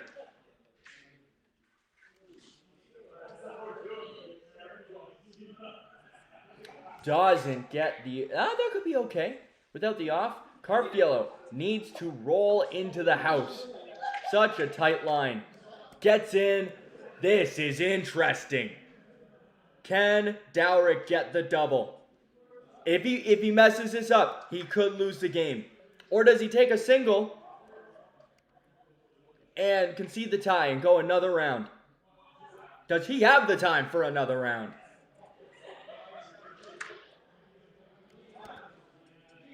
That is a tie!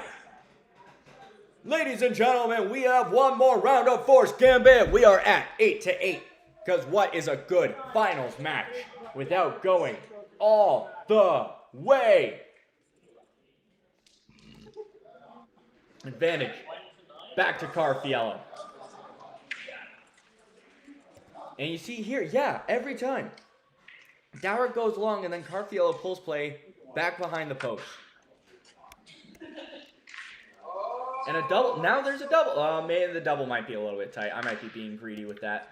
But still, Carrafiello in a very comfortable position right now. Very comfortable position. He might just be waiting to take out that other piece later. Pulling back behind the post. Now Carrafiello takes this one. Stays here. And it's going to be very interesting to see how Carrafiello plays these final 4 shots. Dowrick going for the 20 off the post. Now the question is, can Carrafiello get a 20 off this? He does. But there's still pieces on the board. And Dowrick gets the open 20. We could see another tied round unless Dowrick decides to peel. He could fight in as well. Maybe Carrafiello will tempt him. This is interesting. This is interesting. If Dowrick peels and gets a mistake out of Carrafiello, you know what? If he peels, he's going to force this game to that shot. Which, if he wants to get out of here, no, honestly, fair enough. It is very close. Final decision here. He peels. He's making it decision time. Unless Carrafiello also peels. I would find that so funny. Please. Please peel it. Please lose your shooter. He gets it! Simon Dowrick, with a defensive Hail Mary, has won the Forced Gambit Crokinole Invitational, the first of its kind, first ever tourney, official tourney, hosted in the Tracey Boards shop. Great final. Thank you all for watching. I'm going to switch out now because there's not much else to say. In 2 weeks' time, we will be at the World Crokinole Championships, so make sure to stay tuned for that. Thank you for watching, and as always, happy